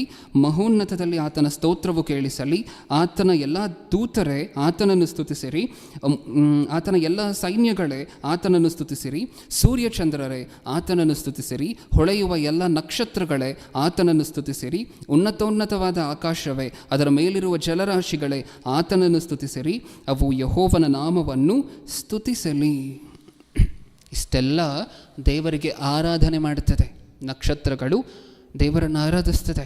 ಯಾಕೆಂದರೆ ಯಾವತ್ತೋ ಕೋಟ್ಯಾನುಕೋಟಿ ವರ್ಷಗಳ ಹಿಂದೆ ನಕ್ಷತ್ರಗಳಿಗೆ ಹೇಳಿದ್ರು ದೇವರು, ಭೂಮಿ ಮೇಲೆ ನನ್ನ ಮಕ್ಕಳಿರ್ತಾರೆ, ನನ್ನ ಮಕ್ಕಳಿಗೆ ಬೇಕಾದ ಬೆಳಕು. ಆ ಎಲ್ಲ ಗ್ರಹಗಳು ಸಹ ತನ್ನ ಸ್ಥಾನದಲ್ಲಿರಬೇಕಾದ್ರೆ, ನಾನು ಹಾಕಿರುವಂಥ ಸ್ಥಾನದಲ್ಲಿ ನೀನು ಹೀಗೆ ಇರಬೇಕು, ಹೀಗೆ ಸುತ್ತಬೇಕು ಅಂತ ದೇವರು ಯಾವಾಗೋ ಕೊಟ್ಟಿರುವಂಥ ಅಪ್ಪಣೆಯನ್ನು ಇವತ್ತಿಗೂ ಪಾಲಿಸ್ಕೊಂಡು ಬರ್ತಿದೆಯಲ್ವ? ಇದೇ ಆರಾಧನೆ. ದೇವರನ್ನ ಮಾತನ್ನು ಕೇಳುವಂತಹದ್ದು ಆರಾಧನೆ. ನಾವು ಸಾಕಷ್ಟು ಸಬ್ಜೆಕ್ಟ್ಗಳಲ್ಲಿ ಇದನ್ನೆಲ್ಲ ಕೇಳಿದ್ದೀವಲ್ವ? ನಾನು ಅದನ್ನು ಟಚ್ ಮಾಡ್ತಿಲ್ಲ, ಯಾಕೆಂದರೆ ಸಂಡೇ ಅಲ್ವಾ ಹೌದಾ ಅನ್ನುವಂತಹದ್ದಷ್ಟೇ ಪ್ರಶ್ನೆ ಈ ಸಂದೇಶದಲ್ಲಿ. ಆರಾಧನೆ ಅಂದರೆ ಏನು ಅನ್ನುವಂತಹದ್ದು ನೀವು ಸಾಕಷ್ಟು ಪ್ರಸಂಗಗಳಲ್ಲಿ ಕೇಳಿದ್ದೀರ. ದೇವರ ಮಾತನ್ನು ಕೇಳುವಂತಹದ್ದು ನಿಜವಾದ ಆರಾಧನೆ. ನಕ್ಷತ್ರಗಳು ಯಾವಾಗ ಮಾಡುತ್ತಂತೆ? ಅದನ್ನು ಯಾವಾಗಲೂ ಮಾಡುತ್ತಂತೆ. ಮಂಡೇ ಅನ್ನುವಂತಹ ಡಿಸ್ಟಿಂಕ್ಷನ್ ಇಲ್ಲ. ಟ್ಯೂಸ್ಡೇ, ಸಂಡೇ, ಸ್ಯಾಟರ್ಡೇ, ಹಾಲಿಡೇ ಅನ್ನುವಂತಹದ್ದಿಲ್ಲದೆ ಪ್ರತಿನಿತ್ಯವೂ ಮಾಡುತ್ತಂತೆ. ಕೀರ್ತನೆಗಳು ಅದೇ 148ನೇ ಅಧ್ಯಾಯ, ಈಗ ನೀವು ಓದಂತಹ ಅಧ್ಯಾಯ 7ನೇ ವಚನದಿಂದ ಓದೋಣ. ಮತ್ತೆ ಶುರು ಆಗುತ್ತೆ. ಪ್ರಕೃತಿ ಇನ್ನ ಏನೇನ್ ಭೂಮಂಡಲದಿಂದ ಮಾಡ್ತದೆ ಅಂತ. ಯೆಹೋವನಿಗೆ ಸ್ತುತಿ ಉಂಟಾಗಲಿ. ಹ್ಮ್ ತಿಮ್ಮಿಂಗಲಗಳು, ಆದಿ ಸಾಗರಗಳು, ಬೆಂಕಿ, ಕಲ್ಮಳೆ, ಹಿಮ, ಹಬೆ ಇವುಗಳು ಆತನ ಅಪ್ಪಣೆಯನ್ನು ನೆರವೇರಿಸುವ ಬಿರುಗಾಳಿಯು, ಬೆಟ್ಟಗಳು, ಎಲ್ಲ ಗುಡ್ಡಗಳು, ಹಣ್ಣಿನ ಮರಗಳು, ಎಲ್ಲ ತುರಾಯಿ ಗಿಡಗಳು, ಎಲ್ಲ ಮೃಗ, ಪಶು, ಪಕ್ಷಿ, ಕ್ರಿಮಿಕೀಟಗಳು, ಭೂರಾಜರು, ಎಲ್ಲ ಜನಾಂಗಗಳು, ಪ್ರಭುಗಳು, ಸರ್ವ ದೇಶಾಧಿಪತಿಗಳು, ಪ್ರಾಯಸ್ಥರಾದ ಸ್ತ್ರೀ ಪುರುಷರು, ಮುದುಕರು, ಹುಡುಗರು ಯೆಹೋವನನ್ನು ಕೊಂಡಾಡಲಿ. ಯಾರ್ಯಾರಿಗೆ ಚಾನ್ಸ್ ಇದೆ ಕೊಂಡಾಡೋಕ್ಕೆ ದೇವರನ್ನ? ನಮಗೆ ಮಾತ್ರ ಇದೆ ಅಂತ ಅಂದ್ಕೊಂಡ್ರೆ ಅದು ನಮ್ಮ ತಪ್ಪು. ಯಾರ್ಯಾರು ಕೊಂಡಾಡ್ತಾರಂತೆ ಗೊತ್ತಾ ದೇವರನ್ನು? ಇನ್ನೊಂದ್ಸರಿ ಓದೋಣ. ಭೂಮಂಡಲದಿಂದ ಯೆಹೋವನಿಗೆ ಸ್ತುತಿ ಉಂಟಾಗಲಿ. ತಿಮ್ಮಿಂಗಲಗಳು ವೇಲ್, ಬ್ಲೂ ವೇಲ್ ಅಂತ ನಾವೇನು ನೋಡ್ತೀವಿ, ಇದು ದೇವರನ್ನು ಸ್ತುತಿಸುತ್ತಾ? ತಿಮ್ಮಿಂಗಲ ದೇವರನ್ನು ಸ್ತುತಿಸುತ್ತಾ? ಎಲ್ಲಿಂದ ಸ್ತುತಿಸುತ್ತೆ? ನೀರೊಳಗಡೆಯಿಂದ, ಸಮುದ್ರದೊಳಗಡೆಯಿಂದ. ಈಗ ತಿಮ್ಮಿಂಗಳದ ಹತ್ರ ಹೋಗಿ ಒಂದು ಪ್ರಶ್ನೆ ಕೇಳೋಣ. ನೀನು ಸಂಡೇ ಮಾತ್ರ ದೇವರನ್ನು ಸ್ತುತಿಸ್ತೀಯಾ ಅಂಥೇಳಿ ಕೇಳೋಣ. ಏನನ್ನುತ್ತೆ?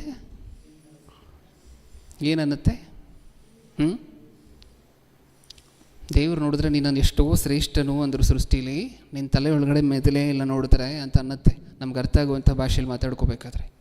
ಹೌದಾ? ತಿಮ್ಮಿಂಗಲ ದೇವರನ್ನು ಸ್ತುತಿಸುತ್ತೆ. ಸಂಡೇ ಮಾತ್ರ ಅಲ್ಲ, ಪ್ರತಿನಿತ್ಯವೂ. ಒಂದಿನ ಸ್ತುತಿಸ್ತು. ಯೋನನನ್ನು ನುಂಗದಾಗ ಒಂದು ಮೀನು ದೇವರನ್ನು ಸ್ತುತಿಸ್ತು. ಏಕೆಂದರೆ ದೇವರು ಹೇಳಿದಂಥ ಕೆಲಸ ಏನಂತ ಹೇಳಿದರು ಆ ಮೀನಿಗೆ ದೇವರು? ಯೋನನನ್ನು ಹೇಗೆ ನುಂಗ್ಬೇಕು ನೀನು?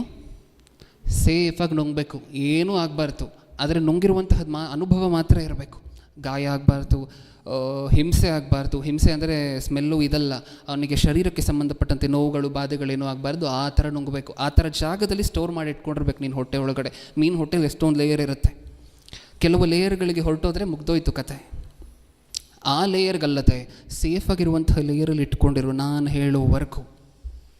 ನಾನು ಹೇಳಿದ ಮೇಲೆ ಅದನ್ನು ಯಾವ ಸ್ಥಳದಲ್ಲಿ, ಯಾವ ಪಾಯಿಂಟಲ್ಲಿ, ಯಾವ ಲಾಂಗಿಟ್ಯೂಡ್, ಲ್ಯಾಟಿಟ್ಯೂಡಲ್ಲಿ ತಂದು ಯೋನನನ್ನು ಹೊರಗಡೆ ಬಿಡಬೇಕು ಅಂತ ಹೇಳ್ತೀನಿ, ಅಲ್ಲೇ ತೊಗೊಂಬಂದು ಮತ್ತೆ ಬಿಡಬೇಕು. ಇದು ಮೀನಿಗೆ ಒಂದಾನೊಂದು ಕಾಲದಲ್ಲಿ ದೇವರು ಹೇಳಿದಂತಹ ಮಾತು. ಇದನ್ನು ನೆರವೇರಿಸ್ತಾ ಮೀನು ಮಾಡ್ತಾ ಆರಾಧನೆ ಇದೆ ಅಲ್ವಾ? ಆರಾಧನೆ ದೇವರು ಹೇಳಿದಂತಹ ಮಾತನ್ನು ಕೈಗೊಳ್ಳುವಂತಹದ್ದೇ ಅಲ್ವಾ ಆರಾಧನೆ? ಅದನ್ನು ಮೀನು ಮಾಡ್ತು. ಅದಕ್ಕೆ ಇಲ್ಲಿ ಹೇಳ್ತಿರುವಂತಹದ್ದು, ತಿಮ್ಮಿಂಗಲಗಳು ದೇವರನ್ನು ಆರಾಧಿಸುತ್ತೆ. ಮುಂದೆ ತಿಮ್ಮಿಂಗಲಗಳು, ಆದಿ ಸಾಗರಗಳು, ಬೆಂಕಿ, ಕಲ್ಮಳೆ, ಹಿಮ, ಹಬೆ ಇವುಗಳು. ನೀವು ಯಾವಾಗಲೂ ಬೆಂಕಿ ಹಚ್ಚಿದ್ರೆ ಅಂಟ್ಕೊಳ್ಳುತ್ತಾ ಅಥವಾ ಸಂಡೇ ಮಾತ್ರ ಅಂಟ್ಕೊಳ್ಳುತ್ತಾ? ಯಾವಾಗೂ ಅಂಟ್ಕೊಳ್ಳುತ್ತಾ? ಯಾವಾಗಲೂ ನಿಮ್ಮ ಕೆಲಸಕ್ಕೆ ಬೆಂಕಿ ಬರುತ್ತಾ? ಹಾಂ, ಬರುತ್ತೆ. ಯಾವಾಗಲೂ ಆರಾಧನೆ ಮಾಡ್ತಿದ್ಯಾ ದೇವರನ್ನು? ಬೆಂಕಿ, ಕಲ್ಮಳೆ, ಹಿಮ, ಹಬೆ ಇವುಗಳು ಆತನ ಅಪ್ಪಣೆಯನ್ನು ನೆರವೇರಿಸುವ ಬಿರುಗಾಳಿಯು, ಬೆಟ್ಟಗಳು, ಎಲ್ಲ ಗುಡ್ಡಗಳು, ಹಣ್ಣಿನ ಮರಗಳು, ಎಲ್ಲ ತುರಾಯಿ ಗಿಡಗಳು, ಎಲ್ಲ ಮೃಗ, ಪಕ್ಷಿ, ಕ್ರಿಮಿಕೀಟಗಳು, ಭೂರಾಜರು, ಎಲ್ಲ ಜನಾಂಗಗಳು, ಪ್ರಭುಗಳು, ಸರ್ವ ದೇಶಾಧಿಪತಿಗಳು, ಪ್ರಾಯಸ್ಥರಾದ ಸ್ತ್ರೀ ಪುರುಷರು, ಮುದುಕರು, ಹುಡುಗರು ಯೆಹೋವನನ್ನು ಕೊಂಡಾಡಲಿ. ಕೊನೆ ರೆಫರೆನ್ಸ್ ಇವತ್ತಿಗೆ ಪ್ರಕಟಣೆ ಗ್ರಂಥ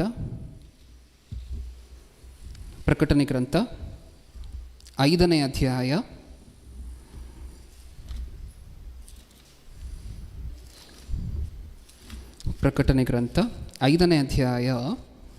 13ನೇ ವಚನ. ಇದಲ್ಲದೆ ಆಕಾಶದಲ್ಲಿಯೂ ಭೂಮಿಯ ಮೇಲೆಯೂ ಭೂಮಿಯ ಕೆಳಗೆಯೂ ಸಮುದ್ರದ ಮೇಲೆಯೂ ಇರುವ ಎಲ್ಲ ಸೃಷ್ಟಿಗಳು, ಅಂದರೆ ಭೂಮ್ಯಾಕಾಶ ಸಮುದ್ರಗಳೊಳಗೆ ಇರುವುದೆಲ್ಲವೂ, ಸಿಂಹಾಸೀನನಾಗಿಯೂ ಯಜ್ಞದ ಕುರಿಯಾದಾತನಿಗೂ ಸ್ತೋತ್ರ, ಮಾನ, ಪ್ರಭಾವ, ಆಧಿಪತ್ಯಗಳು ಯುಗಾಂತರಗಳಲ್ಲಿಯೂ ಇರಲಿ ಎಂದು ಹೇಳುವುದನ್ನು ಕೇಳಿದೆನು. ಈ ಮಾತಿಗೆ ಅರ್ಥ ಏನು? ಇಲ್ಲೂ ಪ್ರಕೃತಿ ಯಾವಾಗ ದೇವರನ್ನು ಸ್ತುತಿ ಮಾಡಿದಂತೆ ಕಾಣಿಸ್ತಿದೆ ನಮಗೆ. ಸಂಡೆ ಬೆಳಿಗ್ಗೆನ ಯಾವಾಗ? ಇದಲ್ಲದೆ ಆಕಾಶದಲ್ಲಿಯೂ ಭೂಮಿಯ ಮೇಲೆಯೂ ಭೂಮಿಯ ಕೆಳಗೆಯೂ ಸಮುದ್ರದ ಮೇಲೆಯೂ ಇರುವ ಎಲ್ಲ ಸೃಷ್ಟಿಗಳು, ಅಂದರೆ ಭೂಮ್ಯಾಕಾಶ ಸಮುದ್ರಗಳೊಳಗೆ ಇರುವುದೆಲ್ಲವೂ ಸಿಂಹಾಸನಸೀನನಿಗೂ ಯಜ್ಞದ ಕುರಿಯಾದಾತನಿಗೂ ಸ್ತೋತ್ರ, ಮಾನ, ಪ್ರಭಾವ, ಆಧಿಪತ್ಯಗಳು ಯುಗಾಂತರಗಳಲ್ಲಿಯೂ ಇರಲಿ ಎಂದು ಹೇಳುವುದನ್ನು ಕೇಳಿದೆನು. ಸಮುದ್ರದೊಳಗೆ ಇರುವಂತಹ ಜೀವಿಗಳು, ಆಕಾಶದಲ್ಲಿ ಹಾರಾಡುವಂತಹ ಜೀವಿಗಳು, ಭೂಮಿ, ಆಕಾಶ ಏನಂತ ಹೇಳುತ್ತಂತೆ? ಯಜ್ಞದ ಕುರಿಯಾದಾತನಿಗೂ ತಂದೆಯಾಗಿರುವಂತಹ ದೇವರಿಗೂ ಸ್ತೋತ್ರ, ಮಾನ, ಪ್ರಭಾವಗಳು ಉಂಟಾಗಲಿ. ಇದು ಆರಾಧನೆ ಅಲ್ವಾ? ನೀವು ಹೇಳಿ, ಇದು ಆರಾಧನೆ ಅಲ್ವಾ? ಆರಾಧನೆನೇ. ಯಾವಾಗ ಮಾಡ್ತಿದೆ? ಯಾವಾಗಲೂ ಮಾಡ್ತದೆ, ಸಂಡೇ ಮಾತ್ರ ಅಲ್ಲ. ತೆಗೆಯುವಂತಹದ್ದು ಬೇಡ. ಇನ್ನೊಂದು ಮಾತು ನಮ್ಮೆಲ್ಲರಿಗೂ ಪರಿಚಿತವಾಗಿರುವಂಥ ಸಂದರ್ಭ ಇದೆ, ಅದನ್ನು ನೆನಪಿಸ್ಕೊಂಡು ಮುಗಿಸ್ಕೊಳ್ಳೋಣ. ಕಲ್ಲುಗಳು ದೇವರನ್ನು ಆರಾಧನೆ ಮಾಡುತ್ತೆ ಅಂತ ಗೊತ್ತಾ ನಮಗೆ? ಕಲ್ಲುಗಳು ಏನು ಮಾಡುತ್ತಂತೆ? ದೇವರನ್ನು ಸ್ತುತಿಸುತ್ತೆ. ಸ್ತುತಿಸುತ್ತ ಕಲ್ಲುಗಳು. ಯಾವುದೇನ ಸ್ತುತಿಸುತ್ತೆ ಕಲ್ಲುಗಳು? ಯಾವುದೇನ ಸ್ತುತಿಸುತ್ತೆ ಕಲ್ಲುಗಳು? ನಮ್ಮ ಬಾಯಿ ಬಂದಾದ ದಿನ ಕಲ್ಲುಗಳೆಲ್ಲ ಓಪನ್ ಅಪ್ ಆಗುತ್ತೆ, ಹೌದಾ? ಆ ಕಲ್ಲುಗಳು ಓಪನ್ ಅಪ್ ಆದರೆ ನಾವಿನ್ನೇನು ಮಾಡಲಿಕ್ಕಾಗಲ್ಲ. ಮತ್ತು ಭೂಮಂಡಲವನ್ನು ಬಿಟ್ಟು ನಿಜವಾಗ್ಲೂ ಬೇರೆ ಗ್ರಹಗಳಿಗೆ ಹೋಗಬೇಕು ಅನ್ನುವಂತಹ ಪ್ರಯತ್ನಗಳನ್ನು ಮಾಡಬೇಕೇನೋ, ಬದುಕಲ್ಲ ಅಂತ ಹೇಳಿದ್ರು ಸಹ. ಓಕೆ, ನಮಗೆ ಸಂದೇಶದಲ್ಲಿ ಏನು ಅರ್ಥ ಆಯಿತು? ಸಂದೇಶ ಮುಗೀತು, ಏನು ಅರ್ಥ ಆಯಿತು ನಮಗೆ? ಭಾನುವಾರ ಮಾತ್ರ ಆರಾಧನೆ ದಿನನ. ಪಾರ್ಟ್ 1ನಲ್ಲಿ ಏನು ನೋಡ್ಕೊಂಡ್ವಿ? ಪ್ರಪಂಚ ಯಾವ್ಯಾವ ರೆಫರೆನ್ಸಸ್ಗಳನ್ನು ನೋಡಿಕೊಂಡು, ಯಾವ ಇನ್ಸ್ಟೆನ್ಸಸ್ಗಳನ್ನು ನೋಡಿಕೊಂಡು ಸತ್ಯವೇದದಲ್ಲಿ ಕನ್ಫ್ಯೂಸ್ ಆಯಿತು. ನಿಮಗೆ ನಾಳೆ ಯಾರಾದರೂ ಪ್ರಶ್ನೆ ಕೇಳಿದ್ರು ಅಷ್ಟೇ ರೆಫರೆನ್ಸ್ಗಳನ್ನು ಇಟ್ಟು ಪ್ರಶ್ನೆ ಕೇಳ್ತಾರೆ, ಹೌದಾ? ಆ ರೆಫರೆನ್ಸಸ್ಗೆ ಉತ್ತರ ಏನು? ಏನಕ್ಕೋಸ್ಕರ ಅಲ್ಲಿ ವಾರದ ಮೊದಲನೇ ದಿನ ರೊಟ್ಟಿ ಕಾರ್ಯಕ್ರಮ ನಡೀತು, ವಾರದ ಮೊದಲನೇ ದಿನ ಕಾಣಿಕೆ ಎತ್ತಿದ್ರು, ವಾರದ ಮೊದಲನೇ ದಿನ ನಾವು ಸೇರಿ ಆರಾಧನೆ ಮಾಡಿದ್ವಿ ಅಂತ ಏನಕ್ಕೋಸ್ಕರ ಬರ್ಸಿದ್ದಾರೆ ಅನ್ನುವಂತಹದನ್ನು ನಾವು ಮಾತಾಡ್ಕೊಂಡಿದ್ದೀವಿ. ಅದು ಪಾರ್ಟ್ 1ನಲ್ಲಿ ನಾವು ನೋಡಿದಂತಹದ್ದು. ಪಾರ್ಟ್ 2ಅಲ್ಲಿ ಭಕ್ತರು ಹೇಗೆಲ್ಲ ಆರಾಧನೆ ಮಾಡ್ತಿದ್ರು, ಹಳೆಯ ಒಡಂಬಡಿಕೆಯಲ್ಲಿ ಪೂರ್ವಿಕರು ಹೇಗೆ ಆರಾಧನೆ ಮಾಡಿದ್ರು, ಅದಾದ ನಂತರ ಧರ್ಮಶಾಸ್ತ್ರದ ಕಾಲದಲ್ಲಿ ದಾವೀದನು, ಅವರ ಹಿಂದೆ ಮುಂದೆ ಇದ್ದಂತಹ ಭಕ್ತರೆಲ್ಲರೂ ಹೇಗೆ ಆರಾಧನೆ ಮಾಡಿದ್ರು ಅಂತ ನೋಡಿದ್ವಿ. ಹೊಸ ಒಡಂಬಡಿಕೆಯಲ್ಲಿ ಅಪೋಸ್ತಲರು ಮಧ್ಯರಾತ್ರಿಯಲ್ಲೂ ಆರಾಧನೆ ಮಾಡಿದ್ರು ಅನ್ನುವಂತಹದನ್ನು ನೋಡಿದ್ವಿ. ಅದಾದ ನಂತರ ಇದಕ್ಕಿನ್ನೂ ಸಪೋರ್ಟ್ ಮಾಡಲಿಕ್ಕೋಸ್ಕರ ಒಂದು 2-3 ರೆಫರೆನ್ಸಸನ್ನು ನೋಡಿದ್ವಿ. ಆತ್ಮಕ್ಕೆ ಸಂಬಂಧಪಟ್ಟಂತೆ ಆರಾಧನೆ ಮಾಡಬೇಕು, ಈ ರೀತಿ ಈ ಅಂಶಕ್ಕೆ ಸಪೋರ್ಟ್ ಮಾಡುವಂಥ ಇನ್ನೂ ಒಂದು 2-3 ರೆಫರೆನ್ಸನ್ನು ನೋಡಿ ಲಾಸ್ಟ್ ಪಾರ್ಟಾಗಿ ಏನನ್ನು ನೋಡ್ಕೊಂಡ್ವಿ? ಪ್ರಕೃತಿ ಯಾವ ದಿನ ಆರಾಧನೆ ಮಾಡ್ತದೆ ಅನ್ನುವಂತಹದನ್ನು ಕೇಳಿದ್ವಿ. ಒಂದು ತಿಮ್ಮಿಂಗಿಲಕ್ಕೆ ದಿನಗಳಿಲ್ಲ, ಒಂದು ಮೀನಿಗೆ ದಿನಗಳಿಲ್ಲ, ಆಕಾಶಕ್ಕೆ ಸ್ಪೆಸಿಫಿಕ್ ಡೇ ಅನ್ನುವಂತಹದ್ದಿಲ್ಲ, ಮನುಷ್ಯರಿಗೆ ಯಾಕೆ ಅಂತ ಹೇಳಿ ಅವು ನಮ್ಮನ್ನು ಪ್ರಶ್ನೆ ಕೇಳಿದ್ವು, ಹೌದಾ? ಇದಿಷ್ಟು ಸಹ ನಿಮ್ಮ ಮನಸ್ಸಲ್ಲಿರುತ್ತೆ. ಪರೀಕ್ಷೆಗೆ ಸಂಬಂಧಪಟ್ಟಂತೆ ಇನ್ನೂ ಒಂದು ಅಂಶ ಬರುತ್ತೆ, ಅಣ್ಣ ಮಾತಾಡಿರುವಂತಹದ್ದು. ಚೆನ್ನಾಗಿ ಪ್ರಿಪೇರ್ ಆಗಿ 2 ಅಂಶಗಳನ್ನು ಸೇರಿಸಿ ಎಷ್ಟು ರೆಫರೆನ್ಸಸ್ಗಳಾಗುತ್ತೋ. ಏಕೆಂದರೆ ಕಳೆದ ಸಾರಿ ತುಂಬ ಜನ ಮಾಡಿದಂತಹ ತಪ್ಪೇನು ಅಂತ ಹೇಳಿದ್ರೆ, ನಿಮ್ಮ ಪೇಪರ್ಗಳನ್ನು ನೋಡಬೇಕಾದ್ರೆ, ಕೆಲವರ ಪೇಪರ್ಗಳನ್ನು ನೋಡಬೇಕಾದ್ರೆ ಇದು ಬೈಬಲ್ ಎಕ್ಸಾಮಾ ಬೇರೆ ಯಾವುದಾದ್ರೂ ಸಬ್ಜೆಕ್ಟ್ ಎಕ್ಸಾಮಾ ಅಂತಲೇ ಗೊತ್ತಾಗಲಿಲ್ಲ. ಯಾಕೆ ನೀವು ಹೇಳಿ? ನೀವು ಪೇಪರ್ ಹಿಂದೆ ಮುಂದೆ ತಿರುಗಿಸಿ ಎಲ್ಲ ಓದಿದ್ರೂ ಸಹ ಒಂದು ರೆಫರೆನ್ಸ್ ಇಲ್ಲ ಬೈಬಲಿಂದ. ಕಂಟೆಂಟ್ ಇದೆ, ಒಂದೇ ಒಂದು ರೆಫರೆನ್ಸ್ ಇಲ್ಲ ಬೈಬಲಿಂದ. ಒಂದು ವಚನವನ್ನು ಕೋಟ್ ಮಾಡಿಲ್ಲ, ಅಟ್ಲೀಸ್ಟ್ ಅಧ್ಯಾಯವನ್ನಾದರೂ ಕೋಟ್ ಮಾಡ್ಬೋದಲ್ವ? ಒಂದನ್ನೂ ಮಾಡಿಲ್ಲ. ಲಾಸ್ಟ್ ಟೈಮ್ ಸ್ವಲ್ಪ ಲೀನಿಯಂಟಾಗಿ ಮಾಡಿದ್ವಿ. ಈ ಸರಿ ರೆಫರೆನ್ಸ್ ಇಲ್ಲದೆ ಹೋದರೆ ಕನಿಷ್ಠ ಪಕ್ಷ ನೀವು ಬರೆದಿರುವಂತಹ ಉತ್ತರ ಪತ್ರಿಕೆ ಏನಿದೆ ಅದು ಬೈಬಲ್ ಎಕ್ಸಾಮ್ಗೆ ಸಂಬಂಧಪಟ್ಟಂತಹದ್ದಾದರೂ ಗೊತ್ತಾಗಬೇಕಲ್ವ ನಮಗೆ. ಅಟ್ಲೀಸ್ಟ್ ಒಂದು 7 ಪಾಠಕ್ಕೊಂದು 2-3 ರೆಫರೆನ್ಸ್ ಅಂತ ಬರೀಲಿಕ್ಕೆ ಪ್ರಯತ್ನ ಪಡೋಣ. ಕಷ್ಟ ಏನೂ ಅಲ್ಲ, ನೀವು ಮುಂಚಿತವಾಗಿ ಪ್ರಿಪೇರ್ ಆದರೆ ಕಷ್ಟ ಏನೂ ಅಲ್ಲ ರೆಫರೆನ್ಸ್ಗಳನ್ನು ನೆನಪಿಟ್ಕೊಳ್ಳುವಂತಹದ್ದು. ದಯವಿಟ್ಟು ಆ ಪ್ರಯತ್ನವನ್ನು ಮಾಡಿ. ಕಣ್ಮುಚ್ಚಿ ಪ್ರಾರ್ಥನೆ ಮಾಡಿ ಮುಗಿಸ್ಕೊಳ್ಳೋಣ. ಪ್ರೀತಿಯುಳ್ಳ ಪರಲೋಕದಲ್ಲಿರುವ ನಮ್ಮ ತಂದೆಯೇ, ದಿನಗಳಿಗೆ ಸಂಬಂಧಪಟ್ಟಂತೆ ನಿಮಗೆ ಭೇದವಿಲ್ಲದೆ ಇರಬೇಕಾದ್ರೆ, ಈ ದಿನಗಳಿಗೆ ಸಂಬಂಧಪಟ್ಟಂತೆ ನಾವು ಮನುಷ್ಯರ ಮಧ್ಯದಲ್ಲಿ ಕಿತ್ತಾಡಿ ವೈಷಮ್ಯಗಳು, ವಿಭೇದಗಳು, ಡಿನಾಮಿನೇಷನ್ಗಳಾಗಿ ಬಿಟ್ಟು ಹೋಗ್ತಿದ್ವಿ ತಂದೆ. ಇವತ್ತು ಆಲೋಚನೆ ಮಾಡಿದ್ದೇವೆ, ನಿಮಗೆ ಭೇದ ಇಲ್ಲ ಅಂತ ನಮಗೆ ಗೊತ್ತಾಯಿತು. ನಿಮ್ಮನ್ನು ನಿತ್ಯವೂ ಸಹ ಸರ್ವಪ್ರದ ಆರಾಧನೆ ಮಾಡುವಂತಹ ಪ್ರಕೃತಿಗೂ ದಿನಗಳ ಭೇದ ಇಲ್ಲ ಅಂತ ನಮಗೆ ಗೊತ್ತಾಯಿತು. ಒಂದು ಮೀನು ನಿಮ್ಮನ್ನು ಕೊಂಡಾಡುತ್ತೆ, ಆಕಾಶ ನಿಮ್ಮನ್ನು ಕೊಂಡಾಡುತ್ತೆ, ಈ ಭೂಮಿ ನಿಮ್ಮನ್ನು ಕೊಂಡಾಡುತ್ತೆ. ಅವ್ಯಾವುದಕ್ಕೂ ಇಲ್ಲದೆ ಇರುವಂತಹ ದಿನಗಳಿಗೆ ಸಂಬಂಧಪಟ್ಟಿರುವಂತಹ ಭೇದ ನಮ್ಮಲ್ಲಿ ಹುಟ್ಟಿರುವಂತಹದ್ದು. ಇದು ಅಪವಾದಿಯ ತಂತ್ರವೇ ಸರಿ. ಕ್ರೈಸ್ತರ ಮಧ್ಯದಲ್ಲಿ ಅಪವಾದಿ ತಂದಿಡಬೇಕು ಅಂತ ಅಂದ್ಕೊಂಡಿರುವಂತಹ ಕನ್ಫ್ಯೂಷನ್, ವ್ಯತ್ಯಾಸಗಳಾಗಿರುವಂತೆ ನಮಗೆ ಕಾಣಿಸ್ತಿದೆ ತಂದೆ. ಇದನ್ನು ಹೇಗೆ ಎದುರಿಸಬೇಕು ಅನ್ನುವಂತಹದ್ದಾಗಿ ನಿಮ್ಮ ಮಕ್ಕಳಾಗಿ ನಾವೆಲ್ಲರೂ ಸೇರಿ ತಿಳ್ಕೊಂಡಿದ್ದೇವೆ ತಂದೆ. ಕೇಳಿರುವಂತಹ ನಿಮ್ಮ ಮಕ್ಕಳು ತಾವು ಕೇಳಿರುವಂತಹ ವಿಚಾರಗಳನ್ನು ಚೆನ್ನಾಗಿ ಅಭ್ಯಾಸ ಮಾಡಿ, ಪ್ರಶ್ನೆ ಇರುವಂತಹ ಪ್ರತಿಯೊಬ್ಬರಿಗೂ ಸಮಾಧಾನವಾಗಿ ಉತ್ತರ ಕೊಡುವಂತಹ ಮಕ್ಕಳಾಗಿ ಪ್ರಪಂಚದಲ್ಲಿ ನಿಲ್ಲುವಂತೆ ಅವರನ್ನು ಆಶೀರ್ವಾದಿಸಿ. 2ನೇ ಸಂದೇಶ ನಿಮ್ಮ ಮಗನ ಮೂಲಕ ನಾವು ಕೇಳಬೇಕಾದ್ರೆ ನಿಮ್ಮ ಮಗನ ಜೊತೆ ಪರಿಶುದ್ಧಾತ್ಮರ ಸಹಾಯವನ್ನು ಕೇಳುವಂತಹ ನಮ್ಮಲ್ಲಿ ಅದನ್ನು ಅಂಗೀಕಾರ ಮಾಡಿ ಅರ್ಥ ಮಾಡಿಕೊಂಡು ಬೇಕಾಗಿರುವಂತಹ ಜ್ಞಾನವನ್ನು ಕೊಟ್ಟು ನಡೆಸಿ. ನನ್ನ ಪ್ರಾರ್ಥನೆ ಯೇಸು ಕ್ರಿಸ್ತರ ನಾಮದಲ್ಲಿ ಸಮರ್ಪಿಸಿ ಬೇಡಿಕೊಳ್ಳುತ್ತಿದ್ದೇನೆ, ಪರಲೋಕದಲ್ಲಿರುವ ನಮ್ಮ ತಂದೆಯೇ, ಆಮೆನ್.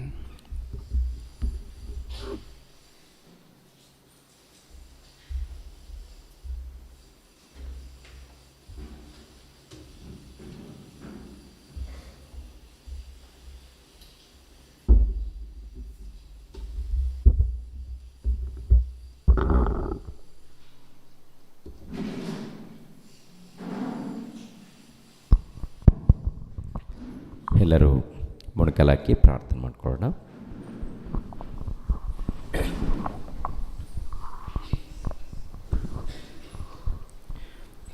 ನಮ್ಮನ್ನು ಬಹಳವಾಗಿ ಪ್ರೀತಿಸುವಂಥ ನಮ್ಮ ತಂದೆಯಾದ ದೇವರೇ, ನಿಮಗೆ ಸ್ತೋತ್ರಗಳು ತಂದೆ, ಕೃತಜ್ಞತೆಗಳು ತಂದೆ. ಇಷ್ಟು ತನಕ ಮನೋಜ್ ಕುಮಾರ್ ಮೂಲಕ ತಂದೆಯಾದ ದೇವರೇ ಒಳ್ಳೆಯ ಅಂಶವನ್ನು ನಮಗೆ ತಿಳಿಸ್ಕೊಟ್ಟಿದ್ದೀರಾ ತಂದೆ. ಪ್ರತಿಯೊಬ್ಬರು ಕಲ್ತ್ಕೊಳ್ಬೇಕಾದಂಥ ಒಂದು ಪ್ರಾಮುಖ್ಯವಾದಂಥ ಅಂಶ ತಂದೆ.